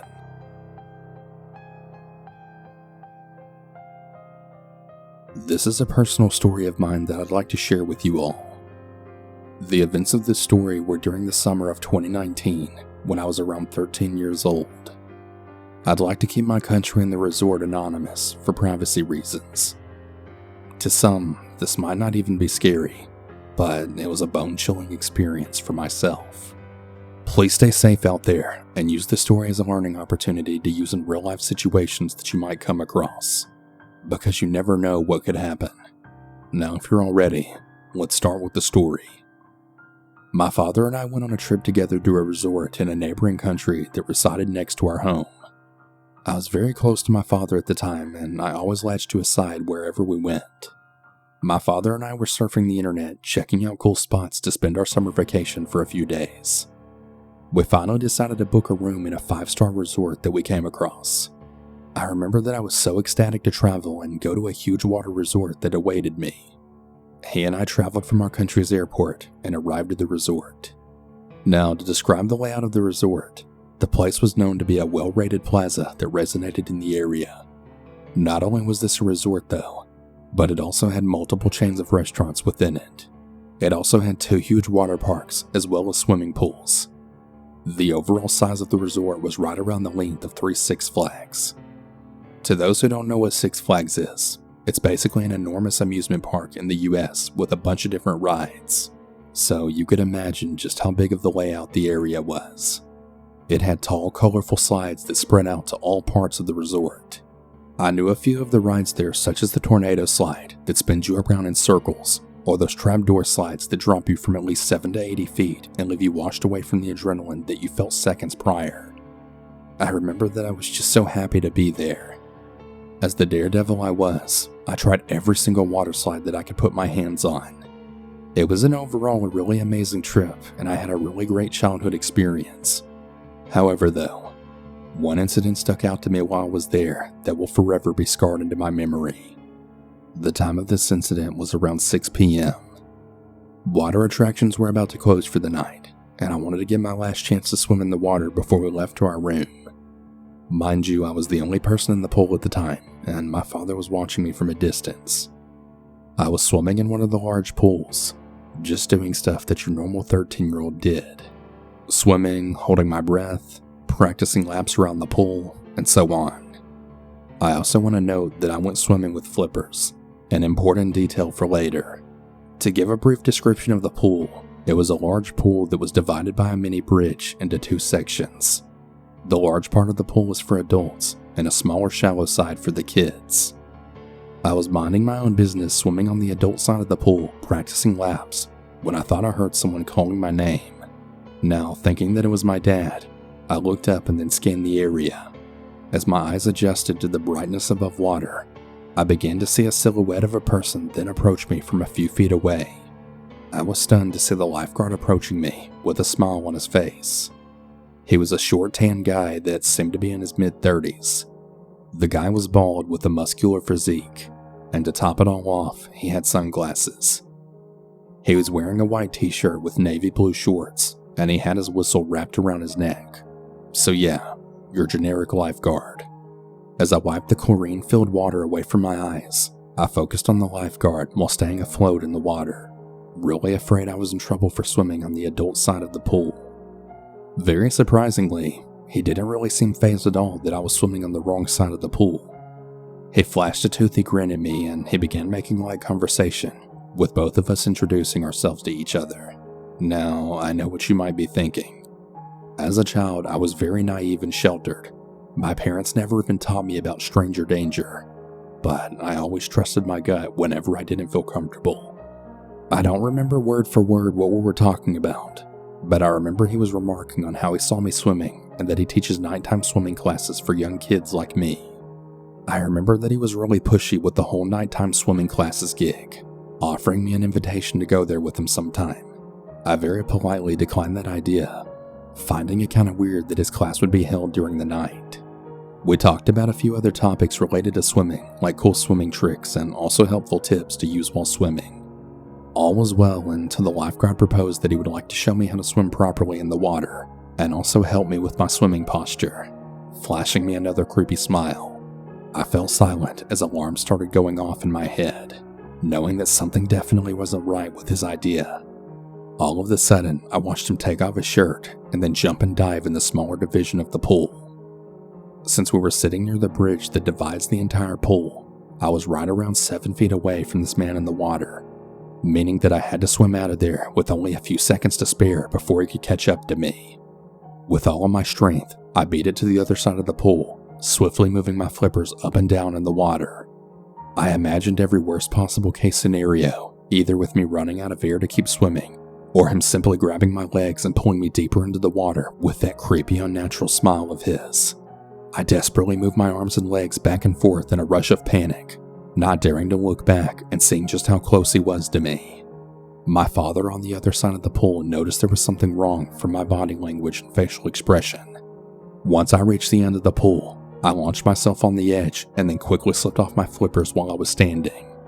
As I was taking the flippers off, I had spotted the lifeguard a few feet away from me in the water and swimming closer and closer to the ledge of the pool. I immediately bumped into my dad from behind, and I didn't have to explain myself, as he could tell right away something was wrong. My dad stood in front of me, putting space in between me and the creepy lifeguard. In my mind, I thought that my father would have yelled at him or maybe even hit him, but he just made small talk with the man. At the time, I couldn't process why I was talking to this guy, as if he didn't see what the guy just did. But now that I'm older, I realized that he just wasn't trying to aggravate the guy because we were all alone, which I still believe he deserved a good verbal beatdown. I suppose that my dad had played Mr. Nice Guy with the lifeguard and just pretended to be cool with him, as they both exchanged numbers from what I could tell. When we finally left the pool, we both booked it to our hotel room. Around 10 minutes later and still power walking, my father's phone rang nonstop. Shockingly enough, the lifeguard's name lit across the screen of my dad's phone. My heart sank to my stomach when I read the name on the screen. I turned towards my father and I asked why the guy was calling him. What my father said back to me made my heart skip a beat. My dad went on to tell me that the lifeguard wanted to hang out with us later that night and that he was going to bring his friends so that we could all meet up together. I stopped power walking and I had stared at my dad in total disbelief. He yanked my arm firmly and kept me at his side, all while glancing back, ignoring the calls. He told me that we had to get going and that we weren't going out with that stranger. No, I wish the story had ended right there, not ever seeing that creepy guy ever again, but it didn't. The very next day was scorching hot and an absolute perfect day to dive into the cool water of the pools and slides. I decided to grab those yellow donut-shaped rafts that are always used for every huge water slide. I was waiting in the line up in the 10-story flights of stairs that connected to the huge water slides. Foot traffic was really slow during that time of day. Bored out of my mind while waiting for the line to move, I naturally looked around to see the kids screaming down the slides, all the different kinds of people chatting together, and overall just really admiring the scenery of the colorful atmosphere. I began looking in the narrow crowd of people, and lo and behold, I then see it. You guessed it. The really creepy lifeguard monitoring all the people while they travel down the slides. I cursed under my breath, and then more sweat rolled down my face. I couldn't really tell whether it was from seeing the guy again, or just the blazing hot sun, but I didn't care. I just wanted to go anywhere else but near that man. I began using the raft to block my view from him, but it did no use, as he had already spotted me in the crowd. He shouted my name with glee, then took a step towards me, asking me why me and my dad didn't meet up with him last night, and that we could have had some fun. At this point, I didn't really know whether this guy was just overwhelmingly nice to strangers, or if he had other ulterior intentions that night. I stuck with my gut and vigorously shook my head no, and walked up the steps since there was less people in line now. Thankfully, he then left me alone, and he took the hint from me that I didn't want to talk. As I readied myself to launch down the dark winding slide that awaited me, I took one final look back towards the guy. And yeah, he was still just staring at me with that oily, creepy smile. I yanked both poles on each side of the slide and shot down that slide like my life depended on it. As the slide came to an end with an enormous splash, I hopped out of the pool that I landed in, and I never went back to the tower I saw him at again for that whole trip. It's been about 3 years since that incident, and I'm currently typing all this in my small bedroom. As an avid scary story listener myself and listening to other people's stories, I felt compelled to write this down. It had been stored in the back of my mind for years now, and although it might not be much, it feels really great talking about it after such a long time, coming from a person who internalizes situations just like these. Thank you for listening. Me and my friend Sam, we're both females by the way, decided to take a vacation to Philadelphia to visit the Liberty Bell and the museums in the area, just to get away, and it was only a 5-hour drive. We were supposed to stay there for 3 nights and 4 days. However, we never actually made it past the 3rd night. Most of our vacation was going really great, except for that 3rd day.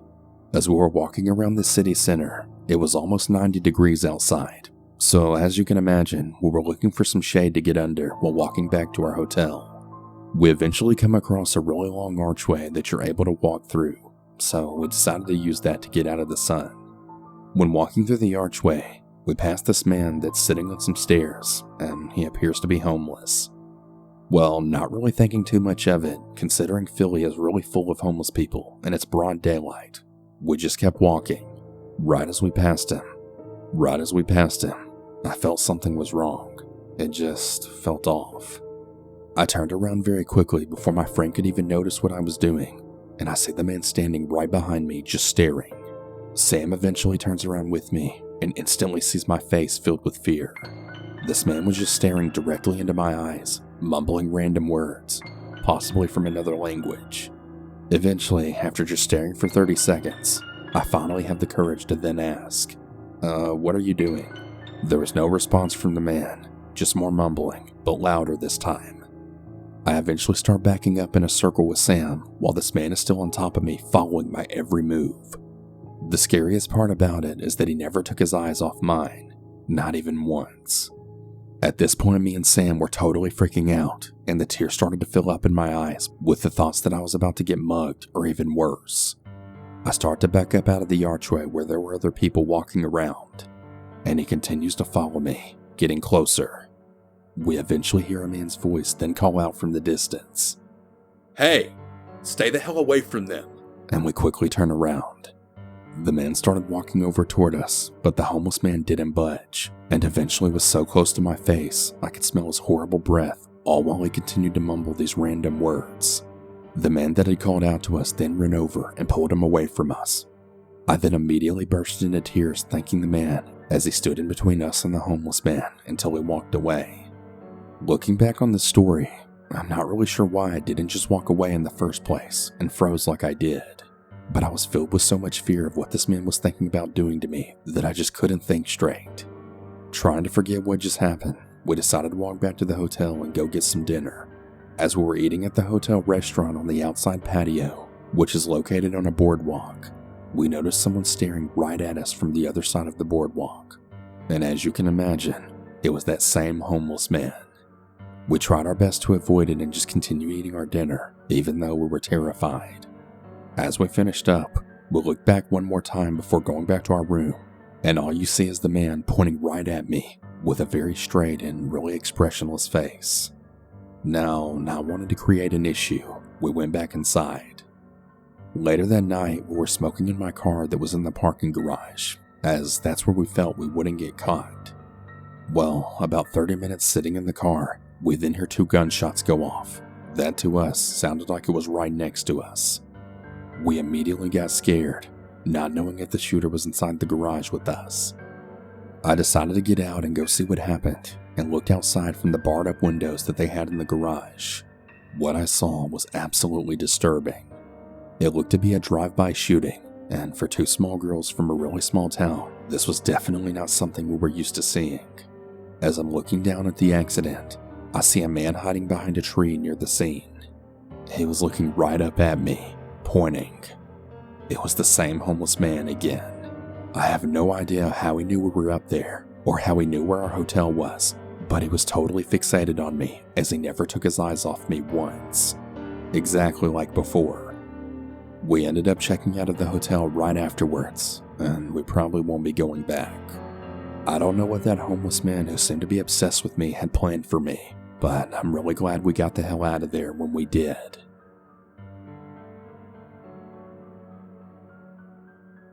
I'm originally from a town near the Appalachian Mountains in Maryland. I lived there for basically the first decade of my life, and I really loved it there. I made plenty of friends, played baseball, and spent many long afternoons sipping Coke in a nearby cornfield, watching the beautiful sunset over the mountains. It was a really great place where I could live a carefree childhood, since my neighborhood was in a rural area from a nearby city that was really notorious for gang activity. When I was 10, the real estate company my mom worked for went under, due to the economy taking a really bad turn for the worst. On the bright side though, her friend helped her land a new job in Chicago working for a healthcare company, but this ultimately forced us to move. Unfortunately, my dad wasn't able to join us because he was still attached to a law firm in DC, and he couldn't move just yet. Because of this, whenever my brothers and I had time off from school, we'd always go back to Maryland for vacation. For the most part, it was really nice going back there for vacation. The most exciting thing about it was that every time we returned, there was always new developments in the town, and sometimes there were even developments in the rural area where I lived. Sometimes the changes were a bit more subtle, like some wooded areas being torn down, and other times we'd come back to see an entire brand new apartment complex near our old neighborhood. It was quite apparent that the population was swiftly growing, apparently due to many people moving out of Washington, D.C. Fast forward to when I was about 14 years old. It was summertime, and we were in Maryland like we would always be for vacation. One of the new developments in the area happened to be a nature trail that went on for roughly about 2 miles. It was a 5-minute walk from my house, and the trail cut through a small yet lengthy wooded area. There was even a small creek that ran along the first quarter mile of the trail. My friends and I were hanging out one day, and we decided we were going to go check it out. Our walk was nice. We saw a surprising amount of profane drawings and messages written in chalk, beer bottles and used condoms all along the trail. There's not really too much to do where I'm from. Well, about a mile into the trail, we noticed a tiny opening in the brush right before the trail would take a sharp bend. The opening would then lead to a small area right next to the creek. This area was about the best thing about the trail. If you continued onward, all you'd see were trees, tall weeds, an apartment complex, and an underpass under the bridge to our neighborhood. A few nights later, I'm in my room grinding Fallout 3 really late at night, and I wouldn't stop playing until around 2 a.m. I laid in bed really tired but unable to fall asleep, so like any rational teenager, I spontaneously decided to go for a walk on the new trail. The lighting was really perfect for that night. The moon lit up the trail nicely, since there weren't enough trees above the pavement to block the moonlight. As I was walking the trail, I noticed 2 people walking pretty far in front of me. The trail was also fairly new, so I didn't really think too much of it. As I continued onward, I noticed that the 2 people stopped at the mouth of the underpass that was located at the trail's end. I started to get a really bad feeling about what was going on, so I slowly backed up when I came to be about 50-ish yards away from them. Next thing I notice is one of them is starting to shout towards my direction. I couldn't really make out what he was saying, but I could tell by this guy's tone that he definitely wasn't friendly. That gave me all the reason I needed to figure out this wasn't a good situation for me to be in, so I decided to try and make a break for it. As I turned to run away, I hear a series of what sounded like loud popping noises, 4 in total. As I started running, I heard something small strike one of the nearby trees to my left, and that's when it clicked. I'm being shot at. I sprinted back the way I came faster than I'd ever sprinted before.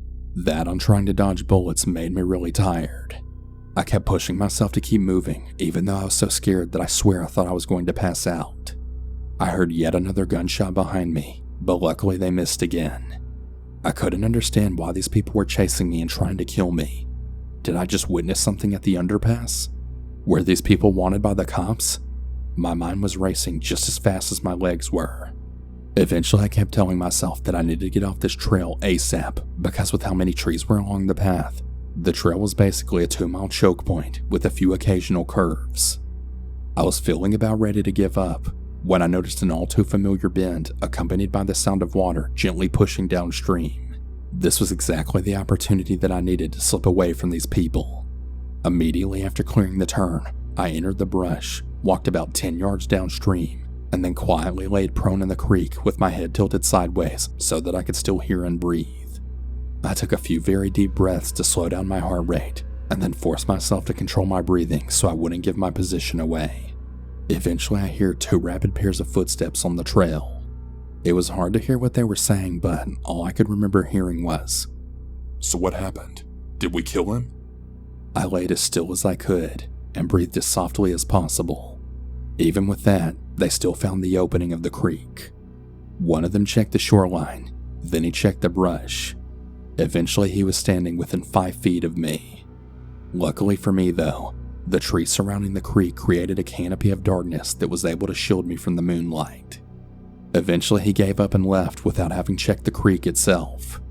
Even though I couldn't hear their footsteps anymore, I still made sure to wait a little while before heading home. Once I reached my actual neighborhood, I had heard a car speeding out of the area. I assumed it was them, but I still made sure to cut through backyards and stay really low just in case they were still around. I eventually made it back home sopping wet and still riding the adrenaline rush of a lifetime. I used the back door to sneak back into my house, change my clothes, and laid awake in my bed until morning. Well, a few weeks go by when I then hear my mom talking about how a lot of the thugs from DC are apparently taking the train and moving to my town along with all the ordinary folk. Maybe the 2 people I encountered were gang members or something. I really have no idea, but I'm just grateful as hell that I was listening to my gut that night, because if I wasn't, I definitely wouldn't be here nearly a decade later.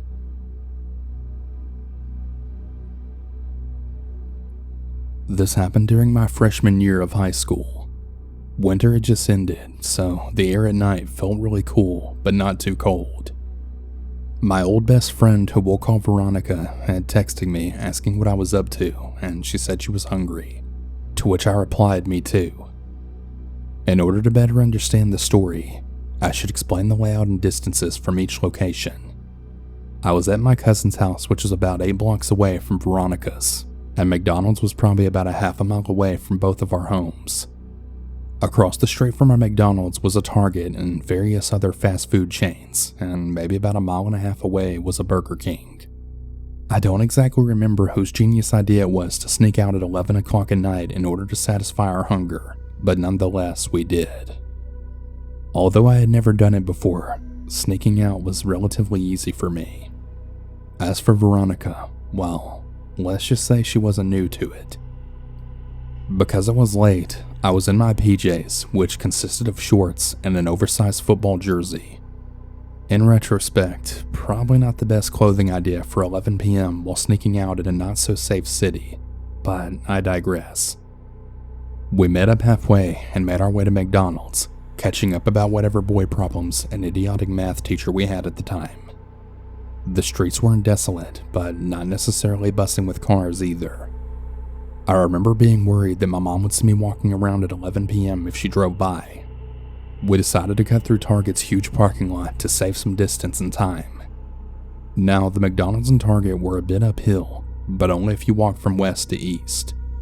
We came from south to north, so it wasn't really a problem for us.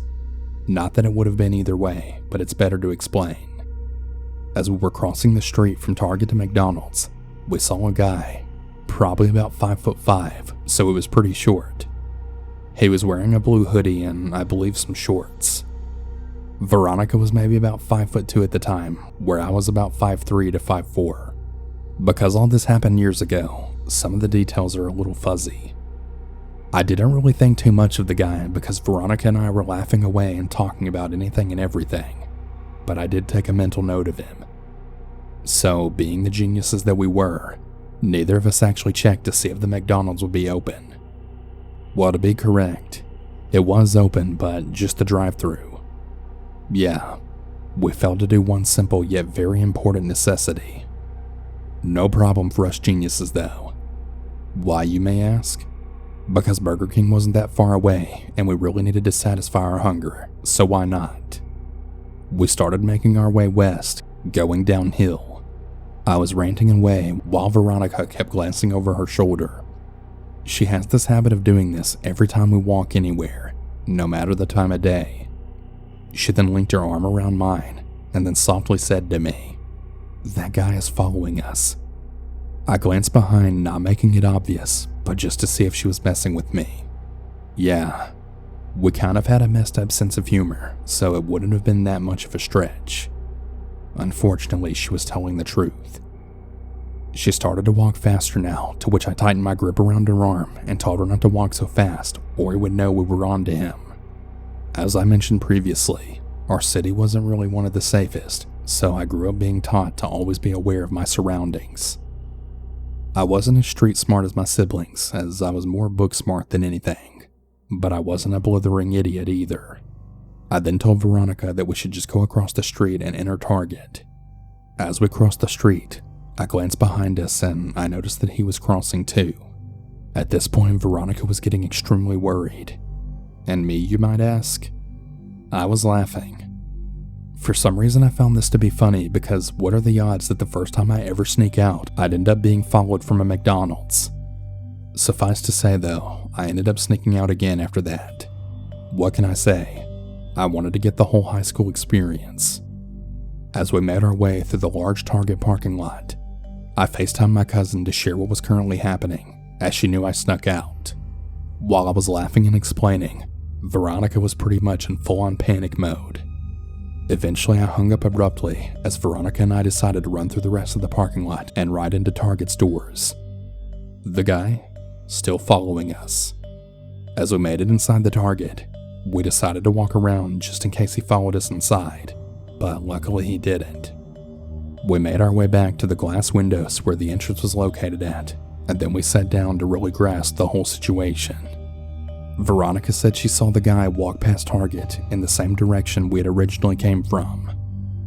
Behind Target is a park, which I always walk past in order to get home. I decided to call my older brother and asked what to do. He told me to call my cousin and then tell her to walk and then meet us at Target. I texted her instead, and I told her to bring her giant of a boyfriend who happened to be spending the night. She said that she would meet us by the front. Veronica was really relieved, but I still didn't really care about it at all. A few minutes pass, and a guy walks in Target and makes his way over to Veronica and me. I don't remember exactly, but I think he was Caucasian and maybe about 5'7". He explained that he was in the McDonald's drive-thru when he noticed us walk away, and the guy following from behind. He said that he saw us cross over into Target as well as the guy, and that he wanted to make sure we were safe. We explained our side of the story and then reassured him that we were in fact okay. He told us we shouldn't be out this late and that we should really call our family to pick us up. We said that we had family on the way and then thanked him for looking out for us, to which he told us to stay safe. I think hearing him witness the whole thing really made it feel real to me, because that's kind of when reality hit me. My cousin ended up coming with her boyfriend and dad in the car, so yeah, we got busted. But I didn't get in trouble because, well, they were my cousins, and I was kind of a goody two-shoes. Not to mention the fact that my mom probably would have been really mad at my cousins for not noticing I snuck out under their supervision. Veronica came to my cousin's house with me, where we just talked about what happened. I even FaceTimed one of our senior friends and told him about it too.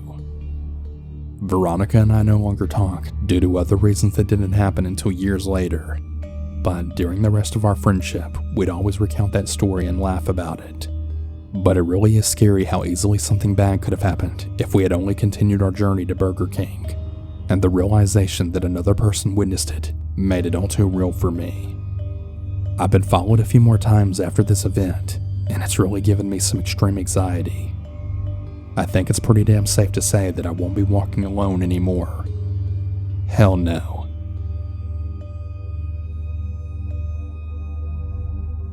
It was the year of 2018, and it was my first job. I had started a job at Wendy's. It wasn't the best pay, but I guess it was enough, considering I was only 16. I went in on a Monday and started my shift. Now, I live in an area where a lot of people eat fast food, so I would constantly see new faces every day. But there was always one person that came in every single day. An older gentleman that always looked homeless, but he always brought cash, so I never really looked too far into it. On that particular day though, he came into the Wendy's and then started a brawl with one of my coworkers. I really don't know why exactly, but all I know is that my coworker was smoking outside and then ran inside saying that someone was attacking him outside and to call the police. So we did just that, and suddenly no less than a minute before I started to call 911, the old-looking homeless guy ran inside with a gun. He threatened to kill us all if we didn't give him the money from the register. I was in the back still on the phone with the police, but I could still see my coworker's face when the gun was faced at him. It was honestly the most terrified look that I've ever seen on another human being. I just dug down and I told the operator where we were at while crying. My coworker gave him the money and he ran out. As you can imagine, by the time the police got there, he was already long gone. I gave him the description of the man and what I knew. They caught him 2 weeks later. I don't think I'll ever forget this story, and I still occasionally think what would have happened to my coworker if he wouldn't have gotten away from that man. Just thinking about it really gives me the chills.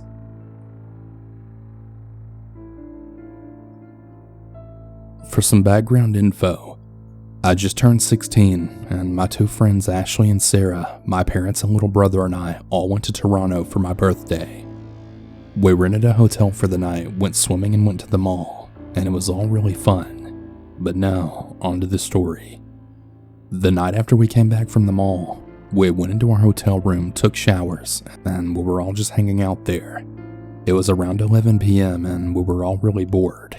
I knocked on the door separating me and my friend's hotel room and my mom, dad, and brother's room to ask if me and my friends can walk around Toronto because we had nothing to do. My mom said yes, so as me and my friends were about to leave, my little brother asked if he could come too because he was also bored. I said sure, so my parents ended up coming as well because they had to watch my brother. So now we're all on the streets of Toronto, my parents and brother a few meters ahead of us, while me and my friends were a few meters behind, just laughing and talking. I had started to get hungry, so I had told my parents we wanted to get food. We continue walking until we find some 2-story building with a whole bunch of restaurants and fast food places in it. It was pretty big, and in the center there was a big escalator to get to the second floor. There wasn't a lot of people in there, but the few people that were on the first floor looked pretty sketchy. We don't see any fast food places on the first floor, so we go up the escalator to the second floor to see what's up there. My parents go to McDonald's and they sit at a table pretty far away from us. My friend Sarah wasn't really hungry, so she went and picked out a table for us, while me and Ashley went to the ice cream place to get something there. As we were waiting, we had seen this group of 3 guys sitting at a table that was pretty close to the ice cream place. I noticed them looking at us and whispering to each other before 2 of them came up behind us to wait in line for ice cream as well. I thought it was kind of weird, but I didn't really think much of it. That is, until one of them started talking to Ashley. One of the guys randomly tapped her on the shoulder, then said, "Hey, I've never been to this place before. What kind of ice cream flavor do you suggest me to get?" Now, I was a bit weirded out by this because, well, the guy looked creepy as fuck. He was a very tall Jamaican man who looked to be in his late 20s or early 30s, in very bummy clothes, and randomly talking to my friend who was 15 at the time. He was also screwing a lid onto some weird-ass small bottle as my friend was talking to him.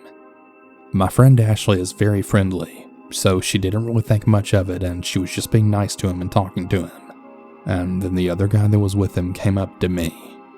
I had already got really weird vibes from his friend, so I didn't want to talk to him. The guy who came up to me was also a very tall Jamaican man, and he was wearing a white trench coat and a hat. He then says to me, "Wow, you look really exotic. What's your ethnicity? I gotta know." I was super weirded out by this and a bit uncomfortable, but I just laughed and said thanks and told him my ethnicity. After that, he then says to me, "Wow, that's a really beautiful mix. You're a very beautiful girl. Can I please get your number?" There was no way in hell I was giving this 30-year-old looking man my number.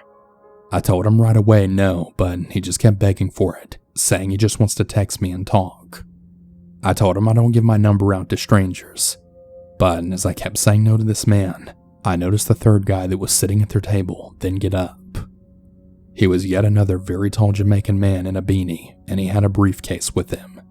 I saw him make dead eye contact with me as he got up, walked to the escalator, and then went down to the first floor.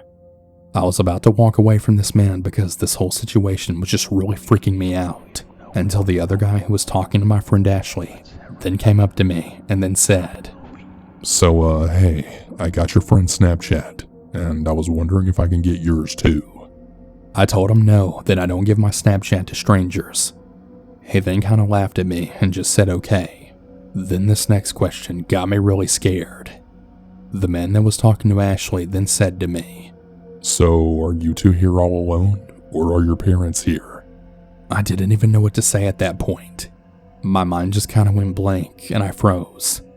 But my friend responded for me, saying that my parents are over by the McDonald's and that our other friend is at the table close by. The two guys looked over at our other friend and then waved at her. Sarah had seen the two guys do that, then looked at me. I think she could tell I was uncomfortable.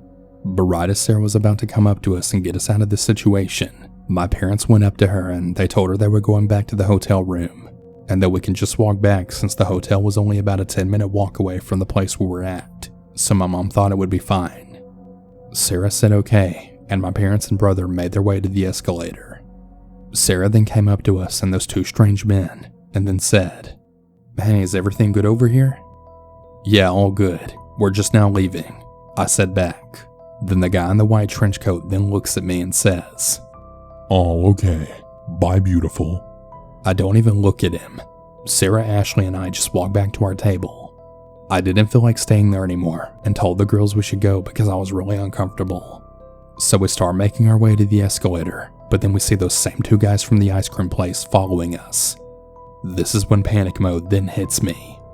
My parents are gone now, and it's just us 16-year-old girls in this random building with barely any people in it because it was so late.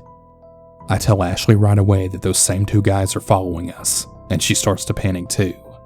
We go down the escalator, and they do the same. There's only two other people on the escalator separating us from those scary men. Then as we get to the bottom, thank God, I see my parents and brother waiting in the Starbucks line right next to the exit. Me and my friends run up to my mom to go and tell her that those strange men were following us. But right as I look over after telling my mom what happened, I guess the men noticed my parents were still here, so as soon as they got off the escalator, they went right back to the other one to go back up the second floor again. My mom told me that they were leaving to go back to the second floor, so we should just go back to the hotel room. My parents and brother left the building first, then me and my friends left after them. When we got out, my parents were about a meter or two ahead of us, and I noticed the same guy with the briefcase that I thought left the building earlier, standing right next to the exit door, just staring at us. This really scared the shit out of me because I thought he left a long time ago. He literally just stared at us the entire time as we walked past him. I assumed he didn't do anything because he realized my parents were there. But as we got further away from him, I looked back just to make sure he wasn't following us, and I noticed that he went up to some creepy all-black car with really tinted windows, then knocked on the window. Then the guy in the driver's seat rolled down the window, and the man with the briefcase whispered something to him, and then he left the car and went right back to the building that we left from, and the car drove away. This really scared the shit out of me, because if my parents weren't there, I don't even know what could have happened to us, but it for sure wouldn't have been good. I don't know what those men wanted to do with us, or why the men in the briefcase went up to that car, but I don't want to know. We got back to our hotel rooms, and my friend Ashley started crying because it all hit her at once what just happened. Sarah and I tried to calm her down, and then I asked her, "Did any of those guys ask for your number or Snapchat?" Then she told me, "Yeah, I gave them my Snapchat because I was really scared to say no." That's when it then hit her that she has her location on for Snapchat. I told her to go turn it off immediately just in case, but when she went to turn it off, it showed one of the guys' Bitmoji was right next to hers, which meant that he was at or near our hotel right now. She turned it off right after that and then blocked him. Nothing else happened that night, thank God. I'm really glad my parents came with us to the food place, and thank God they didn't leave the building just yet, because who knows what would have happened to us if we were alone. So everyone listening to this, please be safe out there, and especially at night.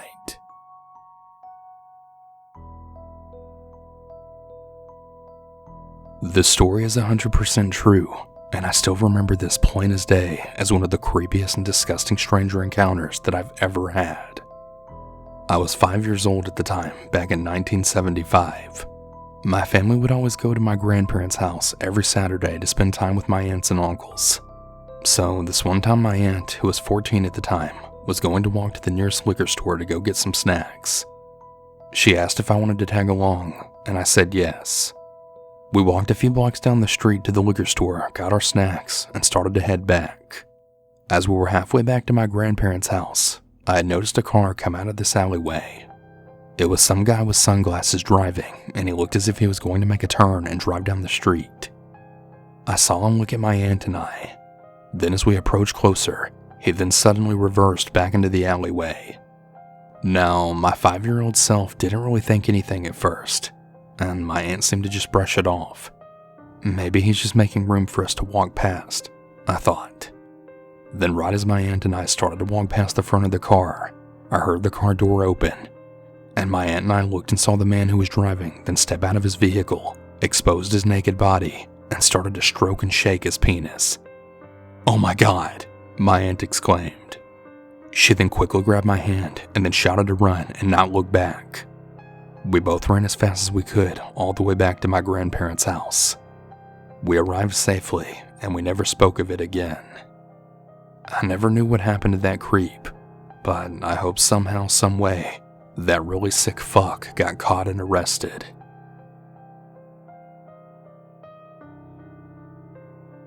Okay, so when we were 19 years old, my husband and I took custody of our 2-year-old niece, and shortly thereafter, he left for Navy boot camp.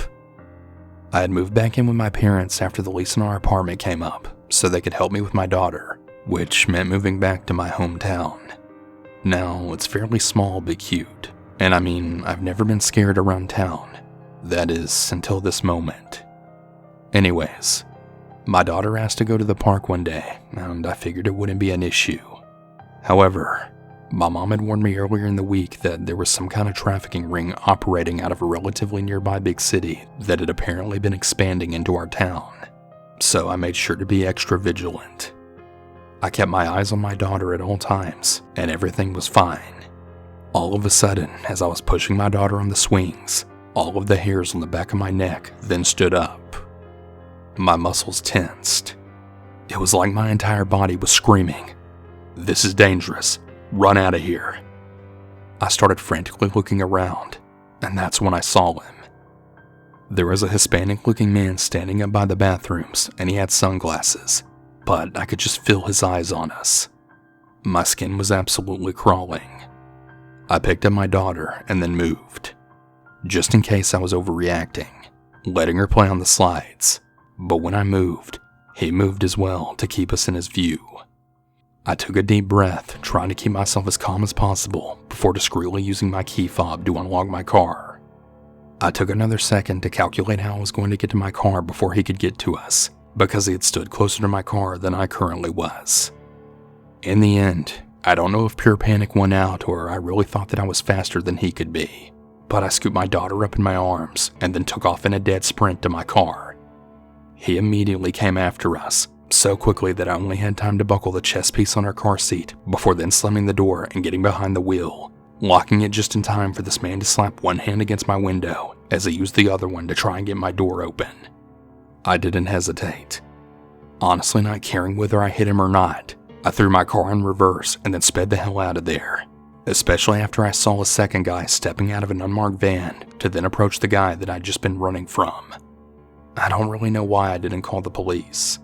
Probably because I wasn't sure what I would even tell them since nothing technically happened. But I sure as hell told my parents as well as my husband when I was able to get a hold of him. Now that probably seems like the end. Just a really terrifying encounter for a young new mom. But it actually doesn't even end there. A few nights later, I walked in on my mom watching the news, and both of the guys I saw were up on the screen because they'd apparently been arrested for trying to kidnap another woman as well as her daughter. They were also being charged with things related to human trafficking, and all I could think about was what would have happened if I hadn't first listened to my mom before listening to my body when I started feeling like something was wrong, or if I hadn't been fast enough.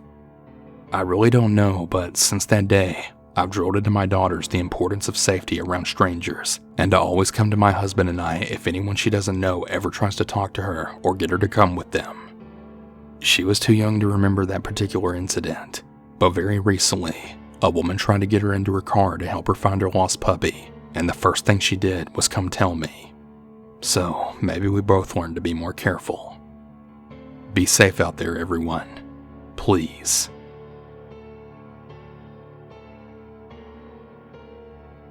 So this happened when I was around 11 or 12. I'll give you a brief description of how I looked when this took place.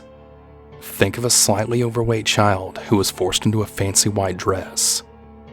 I was actually at my uncle's wedding reception, sort of like an after party for the wedding, and me being the introvert I am, didn't want to associate myself with people. So I made sure not to talk to anyone and just play by myself at this little park type thing that was outside the party hall. I made sure to tell my mom so she wouldn't worry about me later on. When I went outside to play in the park, I saw all my cousins playing around near a sort of sand pit-like area, and me not really caring about my attire, I decided to join them, but I was also still cautious of not ruining my dress. After about half an hour of playing some stupid kid games like tag and hide and seek, I made my way inside to eat. While I was eating, I saw this server. He was honestly quite tall, about 6'2", and me being the 4'9" short kid that I was quite intimidated by him. Also, when I looked over at him, I knew that there was something wrong with him when I came over to get seconds. He gave me this kind of creepy, toothy smile. It honestly gave me the chills. But when I was about to grab another scoop of a rice dish that I really liked, he took my hand and just stared at me. I didn't really know what to say or do since I had never been touched by a dude like ever, let alone at the young age that I was back then.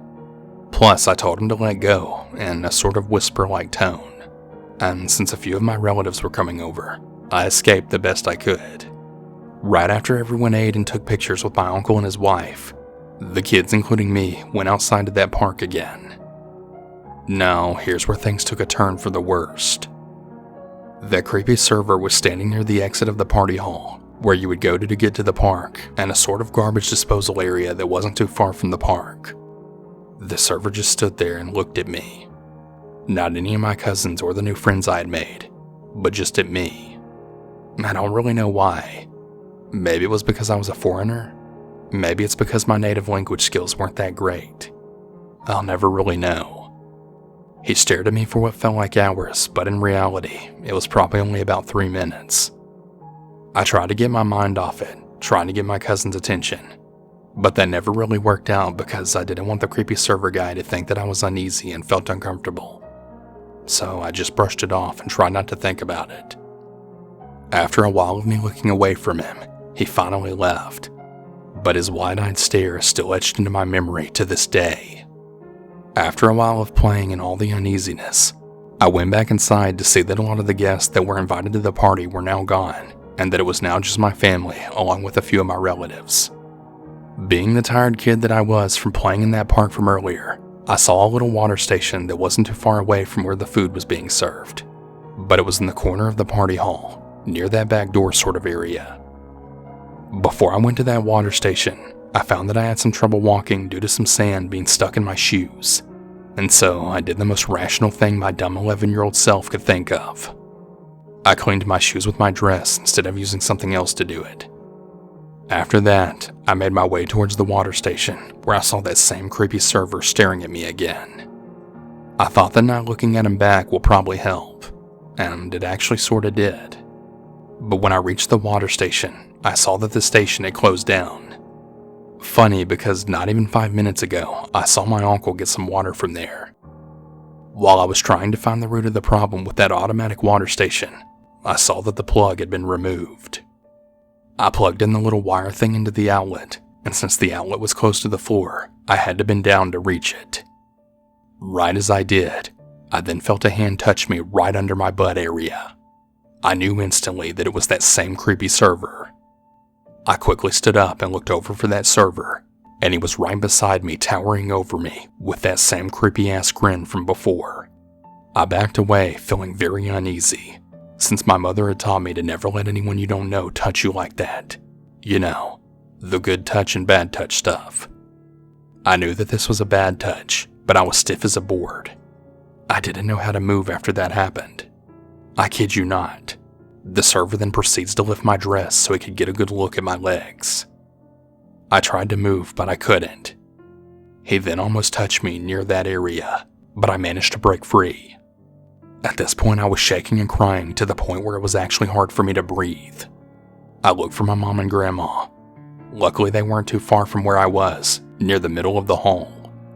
I used whatever strength I had in my legs to run towards them. While I was running to them, I was crying and screaming, trying to tell my mom and grandma what the hell just happened to me. They were mad. Mad would actually be considered an understatement. They actually looked like they were going to kill the server, and the server was actually nowhere to be seen from then on. I told my mom about what happened to the dress and how I almost may have gotten kidnapped or raped, or hell, even worse. I had the chance to call the police and such, but I chose not to since I didn't want to associate myself with that creepy server ever again from that point on. So I guess I'll end this off with a little message. I'm glad and very lucky that I got into that situation with the help of my friends and family when I did, but I think I'll always think about it. What if I hadn't thought of what my mom had said and stayed silent? I may have gotten raped, kidnapped, or even worse. It's good that whatever happened ended there, and I'm very thankful that my mom had that talk with me from a very early age. Thank you all for listening to this, and please be careful.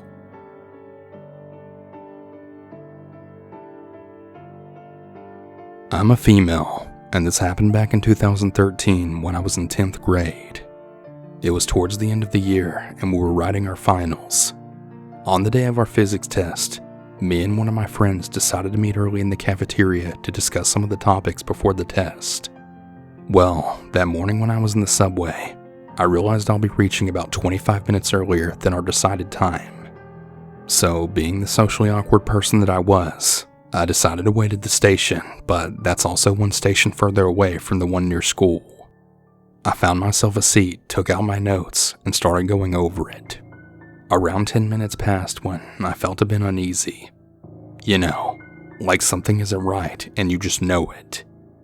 I took a look around and I found the station nearly empty, as it was still really early in the morning. On the station, there was an old woman sleeping on a seat, and a really big man, around 6'3", standing on the other end of the station dressed in complete black and staring at me. At first, I thought he was just probably looking at something behind me or something. But after a few minutes later when I looked back, he was still looking at me, and this time with a really nasty grin on his face, and he also looked to be fidgeting with something in his pocket. I packed my stuff, got up, and then stood near the sleeping lady just to get a sense of safety. Again, I decided to check, and now he was walking in my direction, all while mumbling something to himself. I decided I would walk away because I didn't want to have an encounter with the man, even with the lady nearby. I started speed walking towards the stairs to head downstairs, as the lower level station is way more crowded. I then glance behind to notice him sprinting at me with full speed. I reach downstairs only to find 2 to 3 people standing far away towards the other end of the station. I tried finding someone at the customer service counter nearby, but to my horror, there was nobody there. I could hear the man reaching the stairs. Right then, I made the decision to hide behind the stairs, then to run forward, thinking he probably won't run behind, just straight. Just a second later, I heard him at the stairs then saying, "Where the fuck did you go, you bitch?" As I expected, he ran forward, and right then, I heard the train arriving at the upper level. I looked around quickly, and then made a run to the train. I remember feeling my legs just shaking till I reached the school. I never did tell my parents about this because I knew it would freak them out. And to anyone who's wondering why I didn't call the cops, I'll be honest, that thought never really crossed my mind. Also later that day, I found out that out of the 3 trains that run through that station, apparently only one was running that day due to some repairing taking place at the lines, and that's why the station was nearly empty. A week after the incident, I had saw on the news of a man getting arrested near the very same area trying to assault a 13-year-old girl. To everyone out there, always watch your surroundings. You really never know what could happen.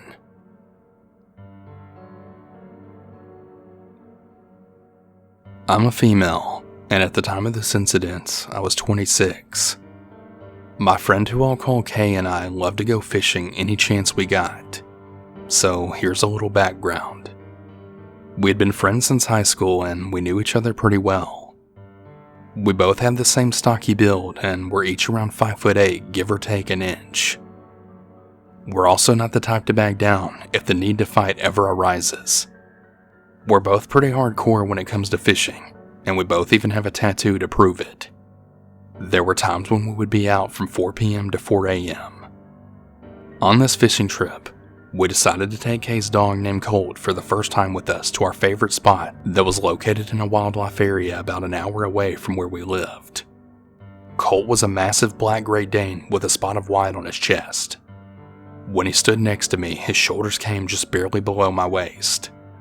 Colt was the sweetest dog if he recognized you as part of his family. I had been with Kay when she picked him up from the breeder she bought him from, and he sat on my lap for the 5-hour trip to his new home. So I was definitely considered family. So on to the fishing trip. The trip was going great and Kay and I were catching fish left and right. And Colt was having an absolute blast playing in the water and sniffing everything in sight, as well as marking his territory. When it eventually started to get dark, we got out our headlamps and lanterns. We were always prepared for fishing at night. We had been to this spot hundreds of times before, and we never had any issues except for a hungry raccoon that stole our bait. We got set up to do a little catfishing, and Colt had laid down on a blanket just outside the ring of light that our lanterns were giving off. It was around 2 a.m. when we then heard voices coming from down the one and only trail available to get back to Kay's SUV in the dimly lit parking lot. We were on high alert because while we had made friends with some of the people who fished in that same spot as us, none of them ever stayed out past dark. All we had in the way of self-defense was our small pocket knives and pepper spray. The voices grew closer, and we were hoping it was just a couple of park rangers. I mean, since we had run-ins with them before while out late, but we weren't that lucky. Out of the pitch-dark woods stepped about 6 men. None of them had flashlights or anything. They weren't even using their cell phones for light. How they managed to get down the thorn bush-filled, wholly uneven trail without being torn to shreds or breaking a leg was beyond me. Kay and I just froze solid for a split second. The men were all laughing and kind of gave off a really creepy vibe. The spokesman of the group hushed all the others and asked us if that was our SUV out in the parking lot off the trail. In my head, I'm already ready to leave all my gear and run if I needed to, and I knew that Kay was thinking the same thing. Kay answered that yes, that was her SUV, and she asked why they wanted to know. The spokesman said that their car had died and they needed a jump, and asked if we had jumper cables. Kay and I answered in unison that no, we didn't have any jumper cables in the SUV, and that we were sorry but we couldn't help them. I at this point had my hand on my knife and was ready to fight. I wasn't going to make it easy for them to kill me, or worse.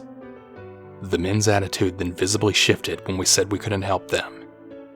The other 5 men who had been hanging back started to step forward along with the spokesman.